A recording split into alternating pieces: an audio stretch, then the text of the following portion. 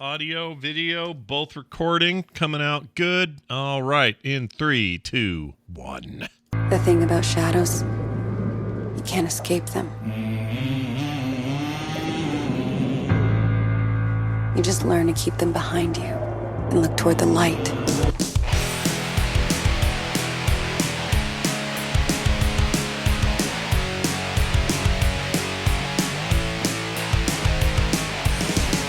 Good evening and welcome to Core, everybody, for Thursday, August 4th. Sorry, I almost said October. Why would I do that? August 4th. Man, that would be great. It would be. We were already in October. It'd be cooling off here. We Fall could go weather. outside again. Oh, yeah. It would only be 90 or whatever it is when you're in Arizona. Yeah, that's outdoor in weather. Yeah. Don't you guys, like, your Christmases are like 72 degrees or some crazy Yeah, thing. yeah. Have them out on the patio. Yeah, that's living. That's what I would do. Build a place for winter living in Phoenix and then move back here in the summer. Best of both worlds. Done. Got it. Yeah. Nailed it. I'm Scott Johnson with Bo Schwartz and John Jagger. We're here to talk about video games because that's what Core does, and we have a lot of it. So let's do it. You guys, Sony's pissed. Sony is throwing a little bit of a rod regarding Microsoft's Activision Blizzard King acquisition. Because they say, in their own words, Call of Duty is too big. Just that, really. That's all they're aiming at. They're not talking about WoW or any of the other Blizzard stuff, any of the King stuff, which is actually bigger than all of it. They're just saying Call of Duty is too big, and therefore, this may not be the they shouldn't do it. It's kind of what they're arguing. It's like tangential shade at Destiny. Didn't they just buy Destiny? Yeah, they did. Yeah, they did. Yeah. but that's what I love about this. Like, so we've been dealing with the console wars for a long time. You know, Nintendo and Sega, all the way up to now. Sony and Microsoft feels like the big one. But what I love about when it's not us, the players, having console wars, which are honestly very tiring and exhausting. Yeah. But when it's the actual companies, it's this weird reverse of what you would expect the gamers to say, because they're always talking up the other side. Yep. So you've got Sony going, Call of Duty's too big. Microsoft would be too good if they had Call of Duty. And then Microsoft, and this is true, recently New Zealand had some questions about the acquisition, and Microsoft said, there's nothing revolutionary or unique about any of our games. No. Like, that's their defense. Yeah. There's like, hey, there's nothing unique we're doing here. We're just making video games. Just video games. Doing a little bit of video game stuff. And meanwhile, Sony, you're right. They bought Destiny. Yeah. They have it. And they're like, no, there's one first-person shooter in the world. And Microsoft would then have it. Yeah. It's this really passive game of like talking up the other guy, yet it's also considered aggressive. It's one of the funniest things to just sit on the sideline and watch. Microsoft in recent months they've had a couple of cases where they came out and said, man, congratulations to Sony on whatever it was. You know, like they're like, we really like what our friends at Sony are doing. Like they do that a lot.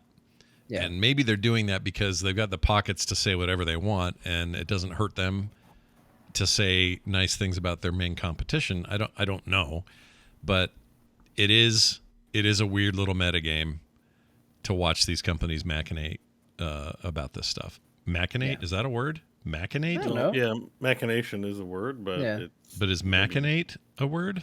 I don't know if that's what they're doing here. I machinated a chicken the other day. Oh, and made it more delicious and tender. Isn't that mastication? No, that's when I ate it. Yeah, he ate it, but then he first machinated it, which made it a machination is like a thing, a series of things that move together, like a process or something. Yeah, if I'm doing machinations, like we're in the machinations of making a show right now, right? Yeah, that's not the use case. I thought it would be a good use case. I mean, think of the root word machine, right? Yeah. So it's like. So we're machinating. No? I don't think so. I don't think that's what machinations are. I think machinations are like, the machinations of a car, right? Like, how does the car work? Well, the car has the engine and fuel gets injected to it. It combusts or something. And I bet if you could around. invent a way for people to find this information out relatively quickly on devices that they already owned, like an internet, like a connected, make a pretty penny. Connected bunch of computers that all share information and access. Yes. Well, Google just says it means a plot or scheme, Oh, Yeah. which doesn't sound right to me. no, that doesn't sound right No, at that all. sounds right. No, that's it. That's it. A plot That's or the one. scheme. All right. Well, That's our plot and scheme is Well, to yeah. make If a you show. have if you have machinations, you have a plan. Oh, is that okay? Is that that's the deal? Okay, well then it is right. They got a plan, and they're a little bit weird about it. On the one hand, they're being like positive toward each other when they can, or whenever they feel like it suits them, and then another time they're just kind of being weird and sneaky about it. And it is what it is. But I would like to just go ahead and put it out there. I think Microsoft's made it somewhat clear that Call of Duty was intended to remain multi-platform. I don't know if that's changed. Initially, but they have walked it back to for the next 3 Call of Duty games, which is what contractually they're obligated to do. Okay. So they have basically said we are going to uphold what we said already we would do, but they kind of started being a little bit more cagey beyond there. And honestly, I don't blame them. That's potentially like 3 years, maybe 4 years or so, if you allow for little spaces. A lot can change then. And why lock yourself into committing to have to do something for simply good faith, you know? Yeah. So I do think that like it makes sense that they would only agree to what they've literally agreed to. But yeah, they did initially say, yes, we will continue to make it multi-platform. It will still be on Sony's platforms. But then they clarified, at least for the next 3 Call of Duties. Well, that does seems change weird, things. Though. Like, it's not as if military shoot. Like, it's not as if there's like some grand IP that they're squatting on that Sony can't make a military shooter. I mean, Well, that's the thing is Sony says that that's exactly what it is. Sony's whole point is that Call of Duty is a brand that is on par with, and their exact words were, well, I shouldn't say exact words because I don't have it in front of me, but they compared it to Star Wars, Marvel, Game of Thrones. They said Call of Duty is on that level as a property, and it is not financially reasonable for anybody to break into that. Yeah. And that it has no competition, which, you know, shades at Battlefront, but the Battlefield. But I guess it's just so weird, right? Because again, even on this, it's like, yeah, but people can make science fiction. It's not like Star Wars has an exclusive domain on science fiction. Like, I completely agree. It's only a brand. We're just talking about the creative. I just think this is horseshit. Basically, is Sony's crying. Well, look, Sony's right about the immediate money impact. I mean, I'll give them go broke, man. Don't have your own military shooter. Like, who gives a shit about you? Like, you know. I mean, the way I think that this goes down is probably nothing changes, but I do think that the lawyery thing for Microsoft to do is to play it down, and for Sony to play it up, but I'm not sure what end they want out of that. Like this deal is going to go through, or I should say, if it doesn't go through, it won't be because of Call of Duty. I can promise you that. Like the bigger brand, you know, like it's a little weird they're zeroing in on that, given that even though it's still huge, it's a mega huge thing, especially in mobile across the world. That thing is a monster to contend with. I just don't think that it's a forever problem. Like, you know, there was a time where, I don't know, certain video game series dominated everything, and then things change, and then they don't, and then a new franchise comes along, and then it dominates things. You could argue that Call of Duty is in a similar place that, say, Assassin's Creed is in right now. I would compare those two because they're a little long in the tooth. They aren't breaking much new ground, I think, especially in the case of Call of Duty. And so I don't know why you'd get so hung up on it. If this was 10 years ago, maybe. I just don't. There are like lots of military shooters that exist, right? CS:GO is a thing. Valorant is a thing. What's the other one? Freaking Battlefield. Well, Battlefield's a series that exists. Rainbow Siege, like. Call of Duty's a behemoth, absolutely. Sure. But like, it's not like, the only place you get military shooters is from Call of Duty. Otherwise, no. Like, I guess the argumentation is that just one company's getting an unfair advantage for the amount of revenue in the competition space because of that acquisition. Sure. I mean, I think it's them trying to just throw whatever they can at this merger and, you know, make whatever points they feel like making. I think it's pretty easy, especially with their own Destiny acquisition, for Microsoft to turn around and go, really? You don't have any faith in any other first-person shooters? Then why'd you acquire this? Yeah, why'd you invest in one if you didn't believe in the financial stability of first-person shooters? Why are you buying them? I don't think this changes anything. But I do think it's a very funny news story. Yeah, I like it as well. I actually, the closer we get to this final deal, I just think the more we're going to hear about some of this stuff. Like someone makes a comment, and everyone's going to freak out about it because we're talking about $68 billion, the largest acquisition in games and I think tech history.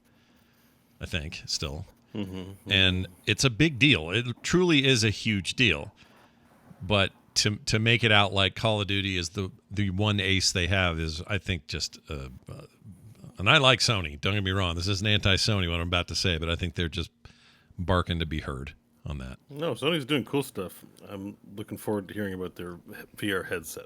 Yeah, right. Some neat new stuff Xbox happening with is that doing thing. shit like that. Yeah, so I'm all down with that as well. Speaking of Ubisoft and your Assassin's Creeds, Tencent wants to buy more of those guys. They already own a stake. They want more. Tencent owns a piece of everybody, right? Tencent wants to buy a company. Oh my god! Yeah. Shocker. I mean, technically, Ubisoft Tencent is a big fish, though. That's a big hunt. It's a big one, but I don't think they own much. Let's see. Let me get the actual number because they're like the whales of the game development industry. Let's see. The publisher. Okay, Tencent intends to become the single largest shareholder in the publisher. Let's see. Where is it? They acquired a 5% stake in 2018, so they already have that. That's actually about what they own in Blizzard, the Blizzard stake as well. Which I don't know how that works. If this thing goes through with Microsoft, does Tencent get a payout, or do they retain some ownership? Is it just stock? I don't know how that works. I think they get a payout, right? I think we had this conversation. I think that's what people were saying, is that they get a payout. They get a payout. All right. Just to give you an idea, Tencent has been doing this for a long time. They acquired League of Legends developer Riot Games. They own the entirety of Riot since 2015. They have major stakes in Epic, Platinum, Sumo Digital, Embracer Group, a bunch of other people. So now they want to do this. Oh, they're also, I forgot to mention this earlier in this week. It's almost bigger news in my head just because it sounds so weird. But Tencent announced they're teaming up with Logitech to build a cloud gaming handheld device. So that's weird, right? A little weird, maybe. Kind of goes back to what we talked about with, I think it was last week, where we were like, what's Ubisoft doing right now? Yeah. Like, what exactly are they doing? And it is not what I would expect them to be doing. No, they're doing weird stuff. They're not making, well, they're making games, but they're not, they're not the Ubisoft they were even 5 years ago. I don't know what's going on over there. They weird me out. Are they making, is Logitech Tencent, do you know if it's a console or is it just like a piece of hardware that's interesting? Piece of hardware that is like the client layer for a cloud gaming service. So you're not going to install stuff on it. It would be. Oh, it's strictly for stream, like cloud gaming. Just cloud gaming, yep. And they're working with Tencent. Now that could be a thing that they plan to release in Asian markets and other parts of the world, and not so much here. I don't know. This isn't meant to be like the next Switch or even Steam Deck for that matter. But and they don't say what streaming services. I would assume Tencent would be the service. With the games that they own and work with. Not like here's a device that will run xCloud and Stadia and freaking Luna and all these other. They're not making their own version of Steam Deck. It sounds like no. They're making their own, probably very cheap. It's got to be cheaper parts if it's going to be a cloud-based.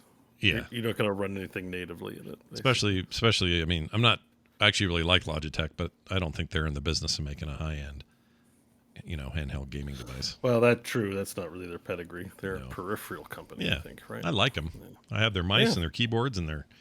I got a webcam. Stuff. Yeah, you got a webcam. I got what else do I have from them? You got any Logitech over there in the Jagger household?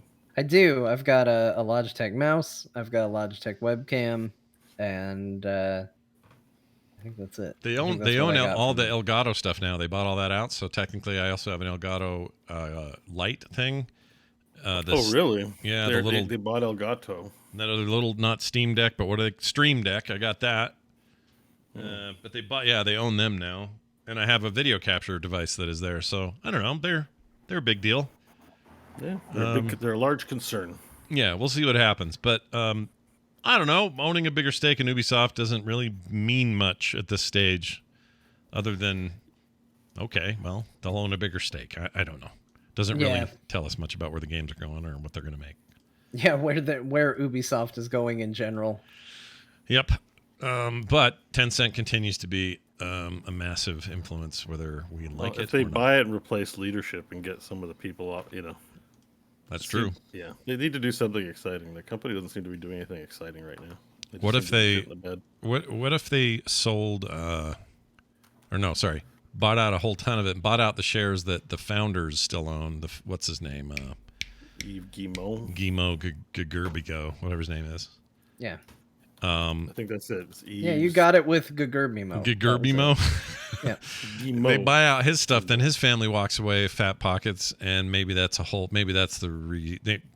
a chance to like say, all right, we're a rejuvenated Ubisoft with new leadership and a new plan, and now make get back to making a Splinter Cell sequel, you cowards.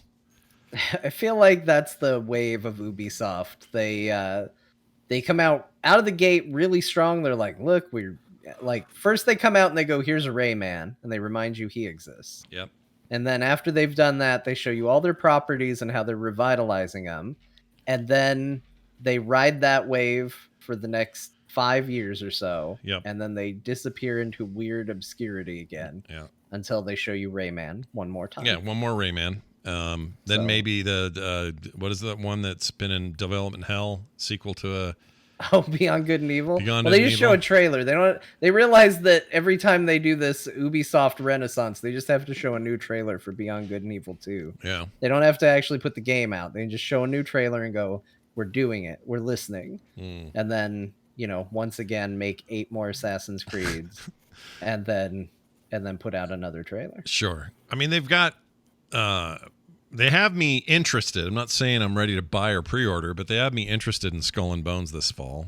And their ship stuff has been great. Yeah, and it's a relatively new announcement that was happening this year, because it had been dead silent for a long time about what that game was. It was supposed to come out in 2019, and then just nothing. Just like no one ever said anything about it.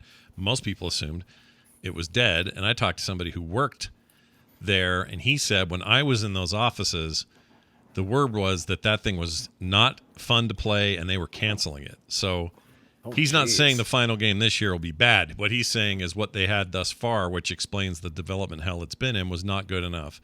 So whatever they trashed and started over with is what we're getting this fall, and I'm curious about it. I'm not saying it's going to be the most amazing game of the fall, but I am curious. So if they want a surefire hit on tech they already have, yeah, let me tell you, Ubisoft, here's what you do: go dig up Sid Meier. He's still alive, so you don't have to. You don't have to dig him up. Just go knock on his huge mansion door and ask for him. Go find Sid Meier and build a modern version of Sid Meier's Pirates in the Assassin's Creed engine. My gosh, dude, that game is so good. It is. It's really good. It's really, really good. Ship combat already done. Take just the combat from Black Flag, put it in. Here's the problem. Sword fighting, put in what you got from Odyssey, and put that in there. Here's the problem, though. You've got that property still owned by Firaxis and Take-Two. So if they did that revival, that's happening over there anyway. It won't be anywhere near Ubisoft. So well, Sid Meier's Pilates. just change the name a little bit and make it something else. All right, I'm down. Yeah, I don't know what to expect out of them. What do they got coming? They got the Mario Rabbids 2 thing. First game's real good, so actually really liked it. I hope that second one's good. And then there was one, and then Skull and Bones, and that's kind of it. Like they're just they're weird right now, and they announced they'd canceled a ton of stuff, including a Splinter Cell VR game. 3 weeks ago that got announced. Yeah. So maybe this is good. Maybe NetEase swoops in and says, we're doing a 25% stake, and also we're injecting you with a couple of billion to do this or that, and maybe I don't know. I have no expectations for Ubisoft right now. I used to really like Ubisoft. I don't like them so much anymore, or they just don't have my interest anymore. Just like, oh, okay. The best game they put out in the last 5 years was that Phoenix Rising game. Like straight up, and they were kind of shitty about advertising it, and they kind of acted like it was a weird stepchild of releases, and instead threw all their money behind their bigger titles. But that ended up being so freaking good, despite some derivativeness taken out of Breath of the Wild. I'll cop to that, but the game itself was so good. And I don't know. I feel like they're confused over there. They don't know what's up. We shall see what happens. Here's some big news. This is right down our wheelhouse because we're always talking about, Blizzard and the whatnot.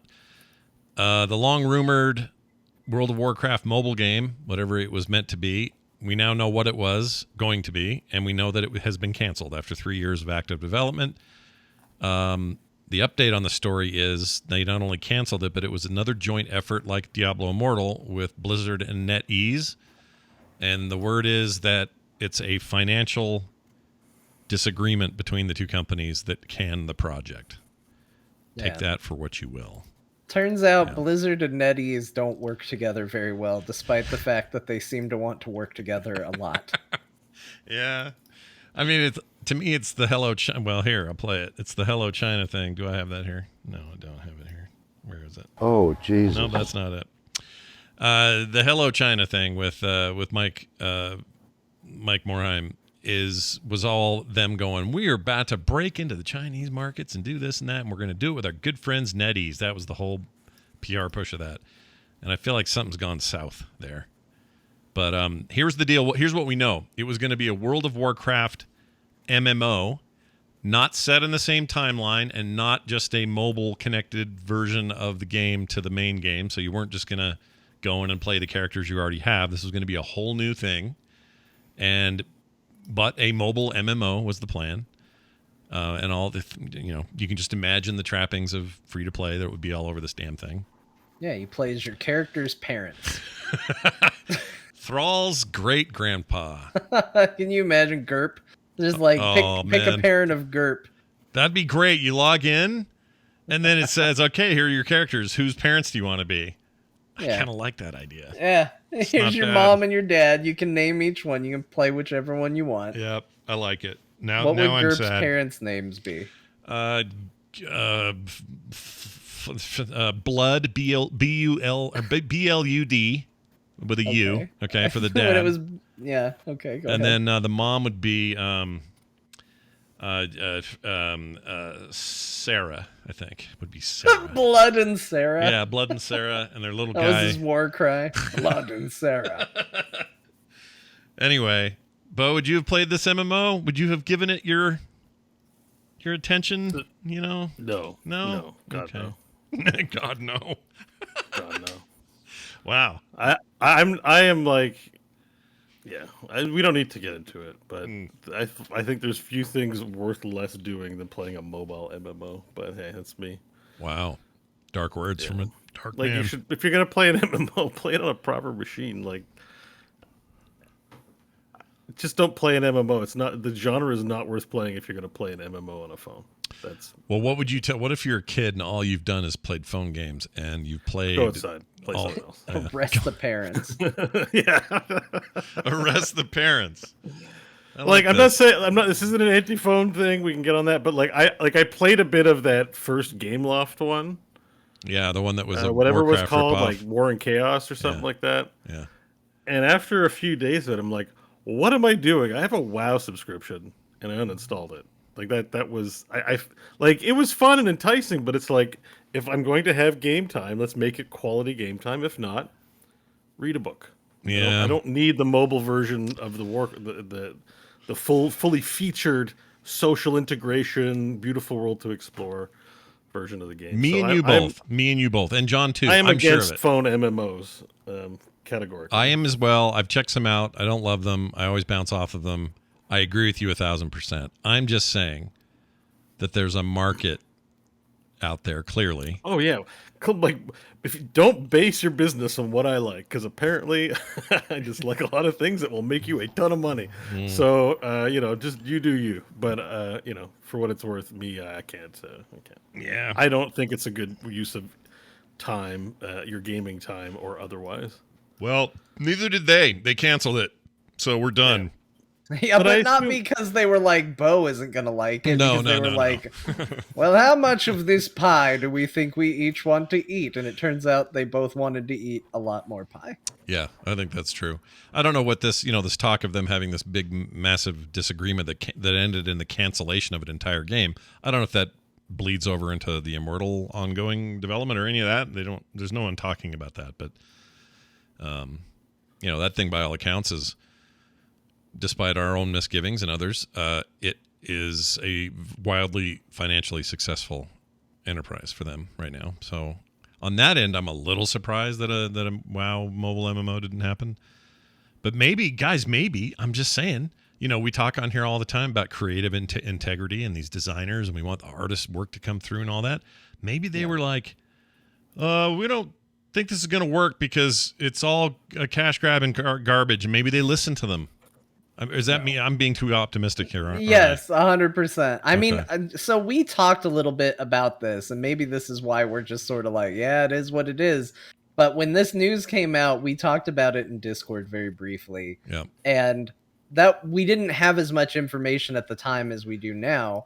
And I was like, sitting there trying to figure this out. And I was like, there's no way they did this for like, we want to keep our gamers happy reasons, right? Yeah. Like, and immediately, both of you, I feel like, were like, no, there's no way that's why they did it. It's going to be financial. And then unsurprisingly, it came back because of financial disputes. Yep. That is the way of it. All right. Steam in the news. Steam in my life. I can't stop playing this damn Steam Deck over here. Wherever I put it. Over there. I know. I heard you say you were having eye issues. Is it because you're on your Steam Deck too much? I don't want to admit it, but maybe. Because that was my first thought when you're like, I'm having some...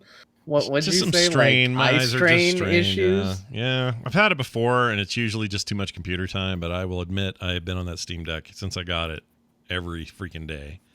Not all day, but big chunks of time when I can. And I don't want to admit it because I want to keep playing it. You know what I mean? Yeah. Like, I don't want to take a night and go, no, Scott, how about tonight you just stare off into the mountains and enjoy the quiet evening air? That sounds terrible. I'd rather make progress in this video game I'm playing on my Steam Deck. I noticed, like, we'll get to it, but I here's the reason why I suspected this, Scott. Yeah. Because I looked ahead in the show notes. Yeah. And I saw that you literally returned a video game because it's not on Steam Deck, and I was like, "Oh, he's in deep. He's like beyond just the like, yeah, I enjoy my Steam Deck." It was like, "Oh, you're not gonna be on Steam Deck? Well, then, good day to you. Good day to you, sir. I will check you back out when you are on the platform I enjoy, which is the Steam Deck. I will happily throw you some cash when your Steam Deck version is ready. That is kind of my current modus. I hate to say it. I'll explain some of that when I get to the game itself. And it actually got me to finally pick up another game that I've been, squatting on forever to exchange my Steam wallet money that I got back from the return.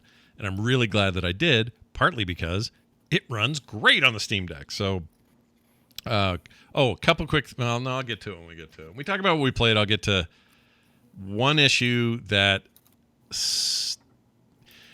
How do I put this? Ubisoft and EA in particular...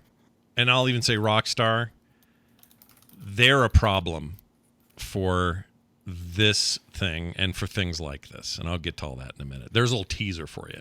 Okay. You might guess because all three of those have one thing in common right now. Yeah, there's a through line. Yeah, there might be a thing you got to click on. It's a long story. I'll get to it though. Anyway, Steam says no more showing off on your store listing. Art cannot promote reviews or awards. So your art for your game can no longer look like mobile listings. I hate this in mobile terms. So this is a thing that honestly I didn't mind, but when I heard about it, I was like, you know what? I can respect this. So, if you go to Hades is a good example because I just remember seeing the Hades store listing and all of their Game of the Year awards that were below it when it was featured. It's not so bad on the actual store page now, the tiny piece of art. But Hades is a great example because Hades won a lot of Game of Year awards. And if you go on the store page, you'll see their little graphics, got a picture, got their logo, but then they've got all these little Game of the Year award tags underneath their art saying how good the game is. Yep. And Steam is saying no more. If you're going to do art for your game, you are not allowed to show accolades and you are not allowed to show quotes from reviews. You are allowed to just show your game, its title, and you put it up there, and that's what your art is. Screenshots and videos. Now your videos can still, I did a little digging on this, your videos can still say, like in the middle of showing a game, say a quote from EGM says best Castlevania like game I played in decade or whatever. You can still do that kind of stuff, but they don't want you littering the screenshots or even the main holder art, your key art, to just be that stuff. And I think part of this is actually a reaction to the way the mobile business has gone. If you go onto Google Play or the Apple App Store or anywhere like that, it's terrible. Like, no one just shows screenshots, and that's all I want to see, video or screenshots. What they show me instead are these like gridded out shots with a bunch of usually stolen Blizzard art if you're looking for a fantasy game, and intermingled with a bunch of words and things.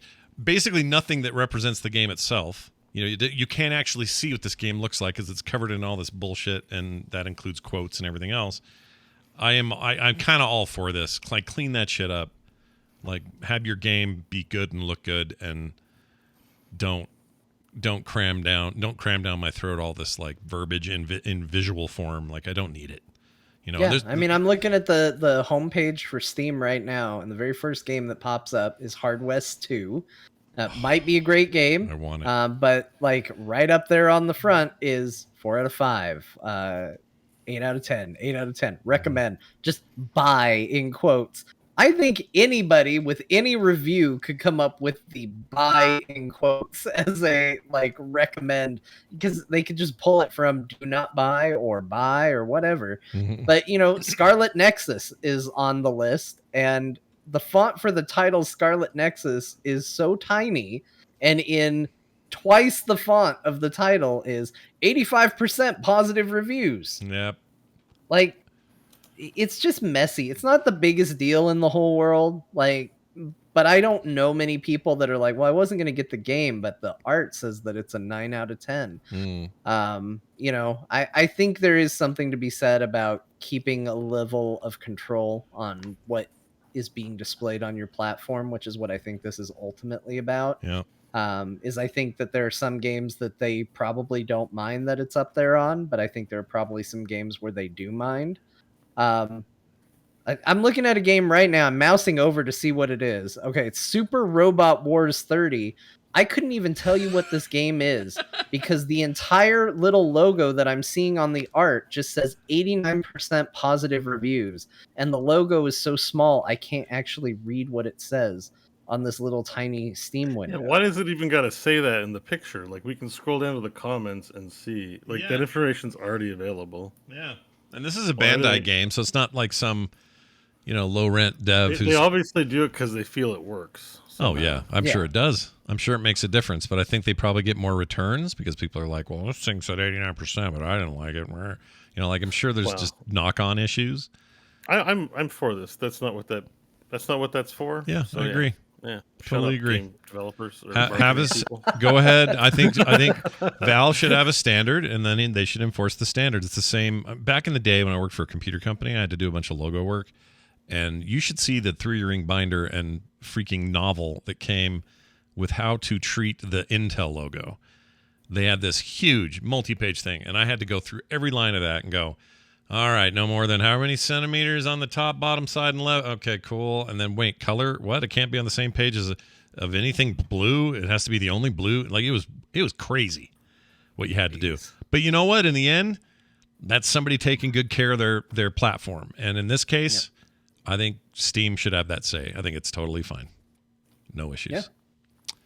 It's not as if they can't put it in their video or images, right? Like, it's not like it's just in the art section. So you know, you can literally do an accolades trailer and just show all the accolades you want on your trailer. I'm sure. Are there really 30 of these games? Sorry, that's a whole separate issue. But are there 30 Super Robot Wars? 30? I don't think it's the 30th in an entry. I think it's got 30 years on. The battle for our world's future continues. Oh, okay.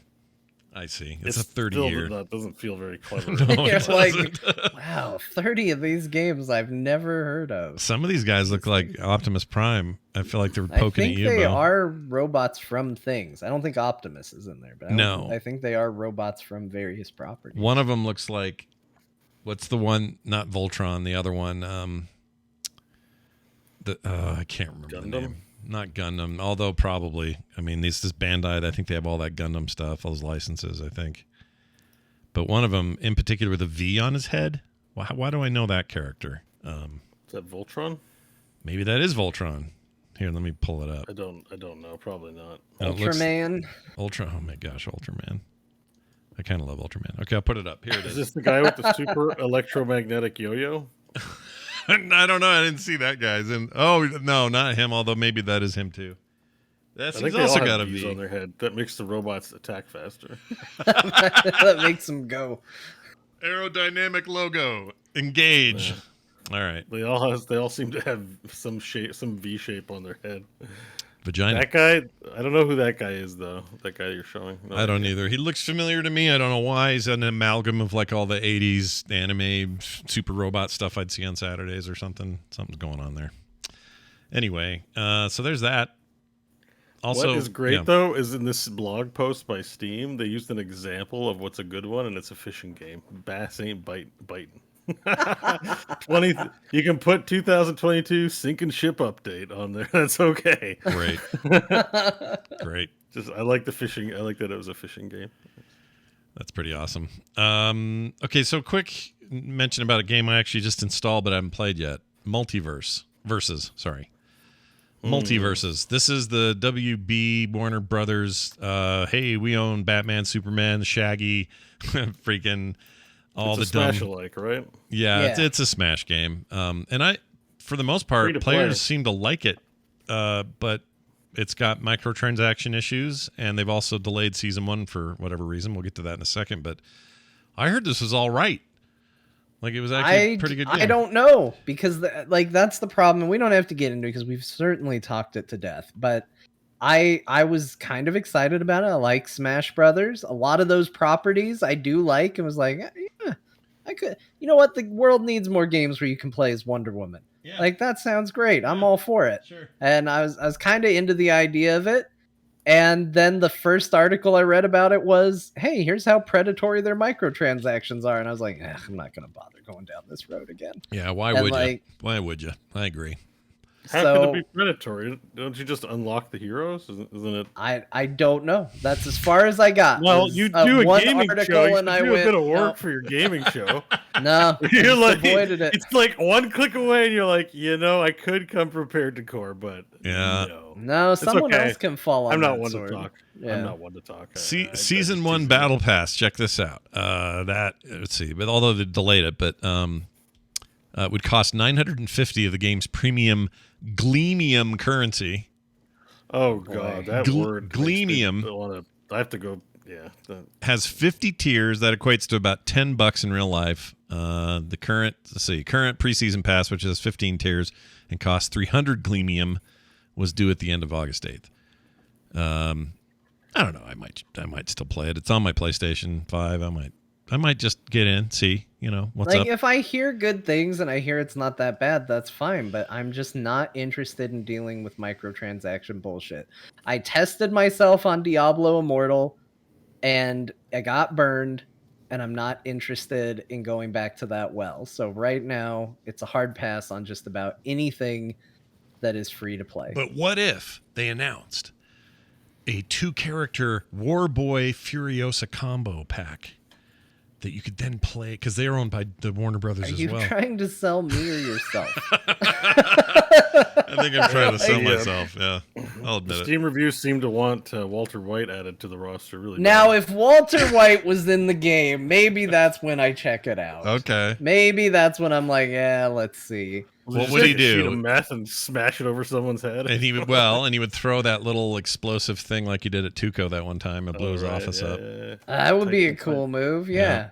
Yeah. I see. Now I'm But just he, has a, like, he has a pizza toss as an aerial. Yeah, dude. Like an AOE effect or something. That's great. Yeah, it's up B, just throws a pizza, swings it all up there. That'd be great. Yeah. That's Down awesome B, right now. that's the explosive. This isn't meth. Yeah. This isn't meth. Boom. What else? His ultimate, he hits you with a car. Yeah. Magnets. There's got to be a magnets thing. Oh, So that's wait, true. is Jesse Well, Pinkman? that would be. I feel like that'd be Jesse. 'cause Yeah, then you could- that would be a Jesse move. Okay. But yeah. is Jesse a character or is Jesse an ability? No. If you get Walter White, Jesse's got to be his own character. Okay. Yeah. For sure. Okay. But you could have something Have you like been watching Better Call Saul at all? Because I'm behind. I gotta get in wild. there. I know. Yeah. I gotta do it. So But yeah, no, Jesse be its own. I mean, if you have Walter, you got to have Jesse. You got to have Mike. You probably got to have a Saul Goodman character. Can you have, what about, you could have an amalgam of Skinny Pete and Badger. You don't need both, right? Yeah, they could be like the ice climbers. Yeah. That's everywhere they go. You know what? They don't need to be a part of this. We just need our own Breaking Bad smash-alike, whatever Bo called it. I think that's a great name for it. Yeah. You could do an entire Breaking Bad universe of them. For sure. I do like Tuco would be great. Tuco would be awesome. Gus would be fantastic. I do like, even Lalo is awesome. Lalo would be amazing. He just drops from nowhere from the ceiling and just murders you. It'd be great. I'd be into that. Boots. I like the art style, if I'm honest. I think there's a nice, chunky looking, kind of cool look to it. Yeah, I like how the game looks. I was intrigued by the look of it, and they do have good properties. This isn't like when PlayStation was like, we're gonna put all our best characters in, and they were like, what do you guys think about Jack and Crash Dexter? Bandicoot? This game has LeBron James is in this game too, right? It's not only is it Warner Brothers cartoons, because NBA Jam though, that's why he's in there. Is Ezra Miller in here? Is he the villain of the game? No, he's just drunk in the back there somewhere. You just can't see it. And he's being belligerent to a waitress somewhere in the background. I don't know where. They're on the special Australia level, and they're just wreaking havoc. Is that Wonder Woman up on the rock back there? Is that who that is? I don't know. Like they're on her stage or something? Away. I think she's on her stage. Yeah, that's her up there.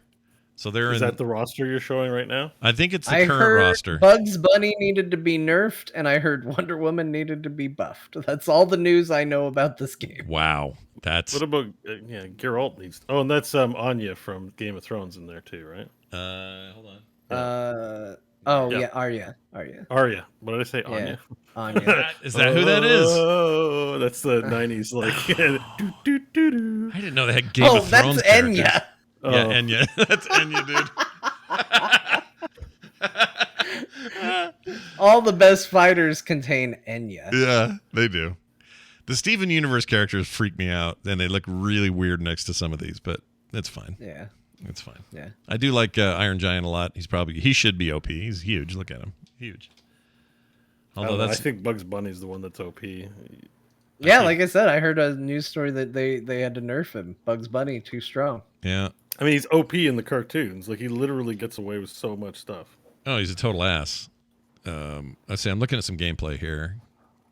I mean, yeah, this is like a Smash-like. Look at this. So did you try this on your Steam Deck? It's free to play. I haven't played it yet. It's a free hero rotation. I'll probably try it. Why not? It won't hurt to download it and try it. But, yeah, I don't know. Smash is a unique thing. Yeah. Smash, at least they're like, hey, here's a $40 thing to pay for, and here's all these characters, and now have your fun. Oh, right. We started this by saying the monetization sucks, right? Yeah.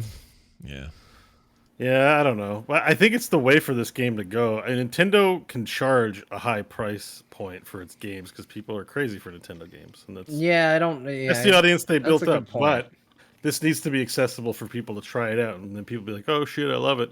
Yeah, it's just unfortunate. Again, you say unfortunate, like the predatory practices are bad, but I don't know. They seem to make a lot of money and keep a lot of players. Although, I'm curious to find out what there's a guy in Diablo Immortal. I don't know if you caught this, John. I'm sure the guy who spent $100,000. Yeah, this guy who's called JP I'm All Business or something like that. That's his online handle. He's real. It's not the coolest thing. Is that where JP went? Is that where he ended up? No, different JP. Oh, this is business. This is business JP. Yeah. He spent $100,000 in Diablo Immortal to have the most powerful character. And then he goes to log and play PvP, and he can't get a match. He's waiting 24 hours or something ridiculous. He can't. He's so high level, the matchmaker can't pair him up with anybody. Yeah. And now he's complaining. I mean, you're the only idiot that spent $100,000. Here's the thing. I'm going to say this. Here's my double standard. Yeah. Because I hate that games like Diablo Immortal exist. Yeah, we know. But in a world where they exist and you shill out a ton of money, you should have a really good experience. Yeah. Just to be fair to the guy, if you spend that kind of money, you should be having the time of your goddamn life playing Diablo Immortal. That's That's the name of the game. So I actually, even though I hate that there are people spending this much money on this game, I hate that this game exists. If anybody should be having fun, it's probably that guy. Yeah. Yeah, he's not. He's mad. He might be. I mean, they probably didn't think anyone would do that. You know, like why would they do that? Like who's that's so insane that you would do that. But they clearly did. Out of touch with their player base. They have the millionaires. They're out of touch with that one guy. Yeah. Well, yeah, I think there's a whole clan of them because he talks about his clan of they call themselves immortals because they're the ones willing to spend tons of money on. There's a whole squadron of people that have just income to spend on a games like they do it with intent, like it's their thing. So I'm just saying the Multiversus, even if it's predatory, it's probably a lot of people are like, well, to be good, I got to own everything. So I don't know. And you also make a really good point. Like, honestly, that kind of sways my opinion because I think in a world where you say, hey, John, do you want to spend $60 to find out if the Warner Brothers beat 'em up is any good? I'm like, hell no, I don't want to spend $60 to find that out. Like, and that's a good point. So what do? You go free to play. And if it's not that bad, maybe this is the best way to do it. I think you do it both ways. You say, hey, for $60 you get the full current roster, and you also get the battle pass for so many. You know, like you actually make it a valuable, money proposition to spend $60 up front. I'd probably do that over the free to play thing. Yeah, I mean, this game doesn't look. Who said it was predatory? Was it like PC Gamer or something like that? I don't know. I wasn't doing research for the show when I saw that. This was just saw the news article came up, saw it, and went, that's unfortunate. I was thinking about picking up that game, and until we talked about it today, because season 1 has been delayed indefinitely, which that's the actual news piece. Not so much that the game exists or that it's microtransactions, but that they've come out and said that season 1 for the content, they don't know when it's going to happen. Yeah. It was supposed to be, I think, the 9th. And I think they've now just said it's not happening then, and they did not give a new date, which is not a great look for your new game. Yeah. But there's a lot of not great look things happening at WB right now. It's supposedly not related. But, yeah, it's supposed to be not related, but boy, howdy, are they piling up right now. Just talk about stacking losses. They're like, man, I didn't know that companies could do this and still make money, but they learned from Blizzard, and they're like, just throw the losses on the pile. Just keep piling them up. We'll see how that all pans out. Hopefully better than it sounded today. All right, what else? Oh, follow up, that Nier Automata door thing that we were all talking about last week. I think Bo won the bet. It turned out to be a big elaborate mod. And Bo, that was kind of your take. Yes. Yeah, congratulations. Well, I mean, if it can't be reproduced, then there's shenanigans, right? I mean, yeah. One thing I've learned about gaming over the years is there's people with a lot of time and dedication. and if you do something in your game and no one else can do it, there's a problem. Yeah. Because they will spend every waking hour till they find it. I read an article today of somebody finished Halo 2 with all modifiers on difficulty modifiers, mutators, and earned $20,000. Saw that, yeah. Like, I'm like, yeah, keep your 20 grand. Like, but somebody wants to do it, which is always, I'm always like, I can't believe somebody wanted to do that. I mean, congratulations to that person, but it just seems like so unfun, you know? That's why that movie Ready Player One was such bullshit. Because, like, first of all, to believe that there were Easter eggs that took that long to find, but then the solution to the first one was you drive backwards. You're telling me nobody thought of that in this world of people? Like, people are recreating impossible things on a daily basis. Like, go watch Games Done Quick and you'll see the way people peck at video games to tear them apart. And nobody in this world went, we drive backwards. Yeah. I never thought of it before, but you're totally right. Like, we would have cracked that nut a long time ago. Yeah, like, it would have been the message from the guy, and he's like, I've hidden 3 Easter eggs. Oh, they've been found. Never mind. Yeah. To me, it's like, it's done. It's day 1 MMO expansion day, and you're always like, no one's going to level. Oh, I'm sorry. Before I finish my sentence, somebody max leveled and it already has 3 characters there. Like, it always happens. That's games, man. You get in, you watch the opening cinematic to the expansion, and you're like, oh, I took a day off work. What if I was world? Oh no, it's been claimed. It's already World done. First is over. It's Yeah. done. I What was if I too do slow. I watched the cutscene. Stupid me. That feeling of what if I could it's just you're dealing with this scale problem, right? There's millions of people doing it. Someone's going to do something crazy, weird, and new, and it's just that's why I said it would have to be something obscure. It's not that Easter eggs can't be found, but they'd have to be. Not only would they have to be obscure to do and not obvious in the game, it would have to be hidden in the code because people reverse engineer game code to find secrets out. You know what I mean? Yeah, It would have to I don't know how you would do it, but it would have to be hidden there as well, so it wasn't obvious to find.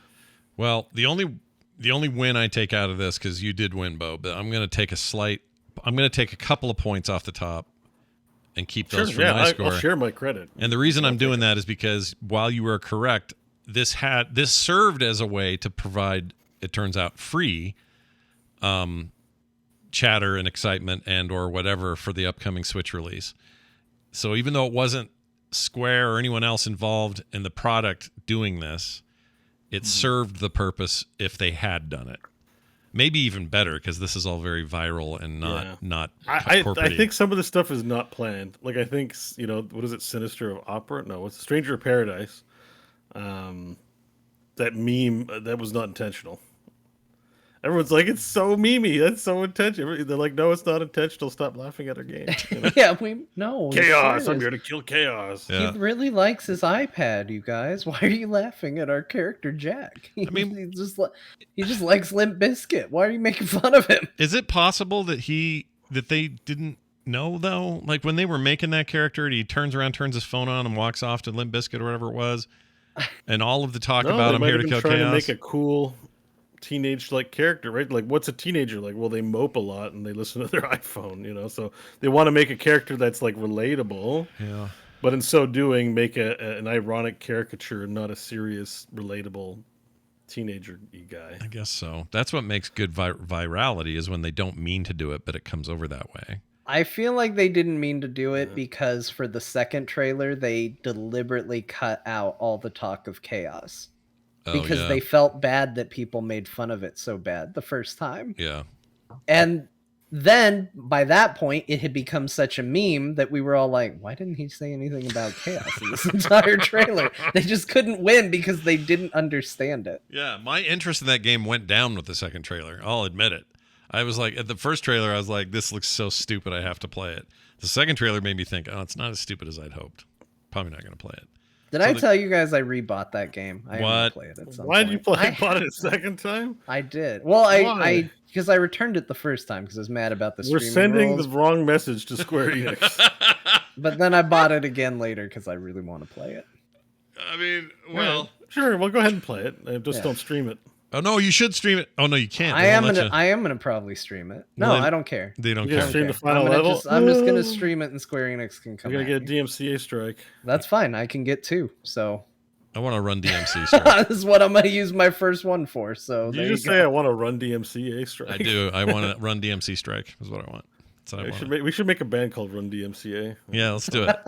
Let's do it. Great. Nobody'll have a problem. I have no musical talent. That's weird. On my shows this week, this is the third time Run DMC has come up, and I don't know why. There's a sign. There's something going on. We're gonna hear a news that Run or DMC passed away or something. It's how this always goes.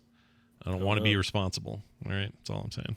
All right, sorry I brought it up. Well, you brought it up. I did, Brian. It was me. For some reason it came up a bunch of me with this. I've been bringing it up on all my shows. Yeah, I'm the one that keeps doing it. All right, a follow-up. Number 2, Ben Brode has confirmed that Marvel Snap Nexus events will no longer be a thing. They're not going to happen, and has refunded all in-game currency to anyone who spent any, and given the Jane Foster card to everyone that doesn't already have her card. So... Okay. How do we feel about that? See, on the one hand, okay, let me just get this out of my head.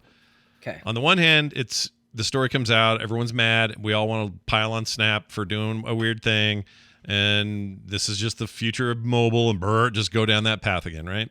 Yeah. But then they turn around and say, yeah, we made a mistake, we're copping to it, and we're going to refund all this game currency, and we're gonna not do those, based entirely on player feedback. I feel like it's now my turn to say, good on you guys. You responded to feedback and did a positive thing in that direction. So that's kind of my stance right now. But I feel like That's- somebody's going to get mad at me and email me and say, no, it's still bad. Blah, blah, blah, blah. And I'm like, no. Yeah, but there's no winning. Is there no winning? There's got to be a way Yeah, to... I mean, you nailed it. I feel like the 2 bits of feedback we get when we talk about these games is you're letting them off the hook way too easy, or you're being too hard. This is just the way video games are. Like, it feels like the feedback we get is always binary. It's like, and it's for the same thing.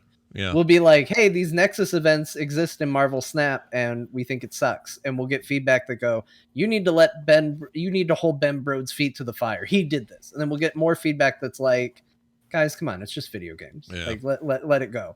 But I think this is good. Like, so here's the thing. Regardless of how you felt our covering it before, I thought it was bad, which is why I brought it up. It had made me lose all interest in the game, which is, again, why I brought it up. But to me, there were 3 things that they needed to do in response to this. There was a really bad predatory practice in the game. They took it out. Good.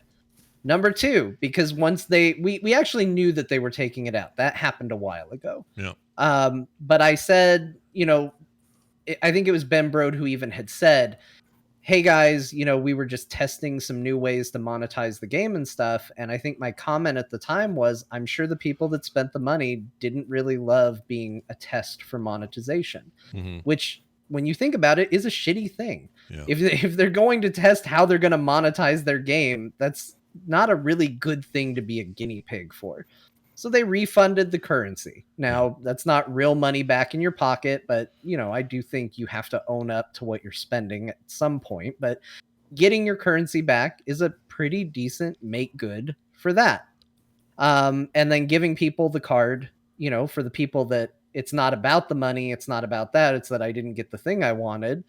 I think that's about as good as you can handle it. Now, the only thing I think they still need to do is they have yet to say how they are now going to monetize going forward. Yeah. We still need to know that whatever replaces this isn't just as bad or worse. But Bo, I think a couple weeks ago, made the point, like, they don't need to appease us. The numbers of people that buy into this stuff, that don't worry about it and just throw money at it, no problem, are way higher than the people that they win over by taking action like this. Right. So this is not action that they needed to take. Because if they lose all of us, all the people that are listening to my voice right now, if they lost 100% of us, this game will still be profitable and fine. Yeah. Like, it wouldn't even be a ding. The fact that they are doing this does speak to what I said and got accused of being too forgiving for. It does speak to the fact that they actually have a passion to make a good product. Yeah, I agree. Like I think that passion is genuinely there. Whether that wins you over or not, doesn't matter. Not my job to tell you. But this is something you don't have to do, and they have chosen to do it. And I think that there is a cause in that way to say, yeah, I applaud them for doing this. This is almost a perfect way to handle it. The only question I have remaining is like, okay, but what are you going to replace it with? Yeah. And also, I guess I expected Marvel's thumb in this. I expected them to go, we'll make that call, and right now we're not changing shit. So, like, the fact that they've got a little wiggle room, or that even Marvel let them have that wiggle room, I don't know. Because they're notorious for being hard about this stuff. Like, hard to just change and work through and get done what you need to get done. So the fact that they did is, I don't know, it says something. I don't know. Maybe everybody was so sick of all the news about everybody just doubling down on their bad ideas for monetization and stuff, that these guys said, we have an opportunity here. We can look like the best guys out there at the moment if we just back off of this. We can do other stuff. We can earn people's money in different ways, more honest ways. I don't know. I feel good about it. I like it. And by the way, everybody who emails in and says, guys sure talk a lot about monetization these days. That's the world we're in. It's happening, and a lot of it's happening right now because that's what a lot of the news is. But also, we're kind of in a dry spell when it comes to like AAA releases. So we also this bring is what it we up have. Because that's the major pull is that the lion's share of the money in gaming is in the mobile space. Right. Is in these monetizing, like that's gaming. Yeah, we got to talk about and it. this specifically, I'm doing it because it's fair. I can see in chat that there are people that don't agree and they're still pissed off about it. But I think that it is very easy to lose an audience based on mistakes. I think it's very hard to gain them back. And I think that the responsible thing, whether you ultimately agree with it or not, is to mention the good things that people do when they try to make good on these things. I think you shine a light on it, just like we shined a light on when they weren't doing good things. So, I'm not telling anybody, hey, you need to give them a pass and like everybody should go out and get Marvel Snap. If that's the message you're getting from what I'm saying, you're just wrong. Yeah. But I do think that if we say, hey, they did this Nexus events thing and it was predatory and it was bad for the game and it made me lose interest, I feel like I also have to mention when they throw that out and try to make good. Yeah, I agree. Also, the world's really bad at forgiveness, and the gaming culture is really bad at it. Really bad. Sometimes it's good to forgive somebody, and they may screw us again. It's okay. It's not your job to, it's just a video game. I mean, at the end of the day, I hate that term usually, but it is. So look at it as such, and if they do what you perceive them as screwing you over, don't play their game. It's as simple as that. All right, we're going to move on to what we like to call Dear Martha. It's the version of the show, or the section of the show, where we get to hear reviews. Now, sometimes it's Steam reviews, sometimes it's not. Sometimes it's stuff from yesteryear. And today is no different. These are letters to Electronic Gaming Monthly 20 years ago. This is EGM issue 157 from August 2002. All right, that was the year I would have been playing a lot of Dungeon Siege 2, I believe, or maybe 1.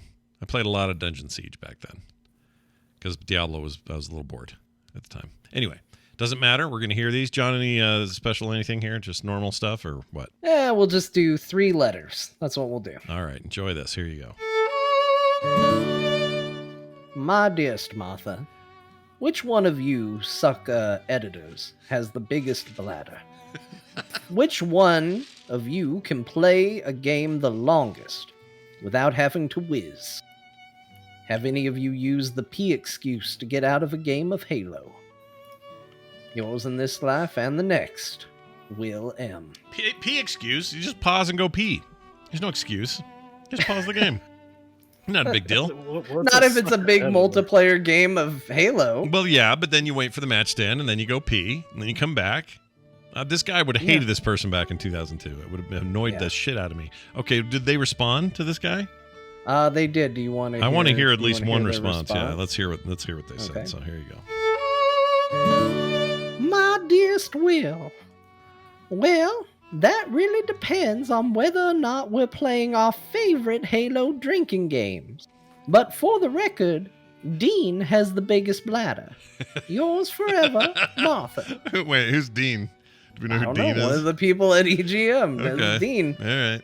Going by first names. Everybody knows Dean. Good old Dean over at EGM. It's one of those good-looking brothers from that show, Paranormal, whatever it was called. Yeah. Went on to be Soldier Boy. I don't know which one went on to be Soldier Boy. The older brother. And by the way, I just got to I am on the Herogasm episode, and I haven't gotten to what everyone's so shocked about. So I'm working on it. Oh my gosh, dude. I almost want to just be like, look, we're going through today's show pretty quick. Just go finish the Herogasm episode. We'll wait. I'll do it. I'll just keep everybody busy for a while. Just come back and let us know. I got halfway through it. I got to the part where the Deep got to the party and made the comment, and then we flipped back to everybody else talking. And so I think we're about to hit whatever the hell that is. No. But just to say, Soldier Boy's a cool character. He's an ass like everyone else in this thing, but I really like what they're doing with it. All right, here's our next letter, everyone. My dearest Martha, I read in your last issue that Activision is releasing Tony Hawk's Pro Skater 4 in November. I'm sorry, but is there such a thing as milking the cow for all it's worth? 4 games in such a short span of time is nuts. It's starting to turn into another case of the Army Men saga. Also, didn't Tony retire? I mean, if he's not skating anymore, bring in some new guy for your title. After all, new baseball games aren't called Babe Ruth's Heavy Hit 2003. The last Tony Hawk's Pro Skater wasn't even that good. Camera angles jolted all over the place, reverting made the game too easy, and I felt the only part of the game worth replaying was that mission in Canada. Get Chuck unstuck, just so I could hear the guy screaming while running around. Companies aren't getting creative enough these days. I mean, bring out something new, like a hacky sack game, without some big shot's name posted all over it. Last I checked, gaming was about fun, not advertising. Yours in this life and the next, Bo S. No, I mean Steve V. Oh, got it. Hold on a second, though. Yeah. I can't think of anything worse right now than a hacky sack game, except maybe a hacky sack game without anybody's name tied to it. You want a pro hacky sack. What a stupid. I really dislike that guy. His letter sucked. He can go eat a big I put wet Bo chode. on there only because it was about skateboarding and hockey. Yeah, and he does a zine. That was stereotyping. Yeah, And it was a little bit. It's okay in the Canadian level and all that. I get it. Did you have a third, I think, right? Yeah, we'll do one more. Here you go. My dearest Martha, lately I have been wondering what the big deal is with cel-shaded graphics, CSG. I've seen the pictures, I've played the games that use CSG, but I don't find them all that impressive. I know that there is a big debate right now over the new Zelda title. I'm going to play, and possibly buy, it based on gameplay, not graphics. I just don't see why people think Zelda on the GameCube looks so good. The visuals don't pop out at me. No, wait. In fact, they do pop out, and I don't like what I see. So why are so many game companies using CSG? Is it easier to develop? Is it getting good consumer response? Yours in this life and the next, Brian M. Did they have Dick's only write-in month that month? Because gosh dang, these people suck. They suck. That guy sucks. Just want to remind Scott, this is why I keep going 20 years ago and I'm sticking to this, is because Scott, like me, remembers this time when people were so mad about cel-shaded Zelda, Zelda as it was called. Zelda. And even though I was prone to criticisms back at the time as well, I used to say that he looked like the dentist from Rudolph the Red-Nosed Reindeer. I still, like, now Wind Waker is my favorite Zelda game, and looking back on this is a painful time in history. I know Scott feels the same way, and that's 100% feel that way. And I always liked how it looked, and I was stoked they were doing it, and it's my favorite Zelda game ever made by miles. And it isn't just the look of it.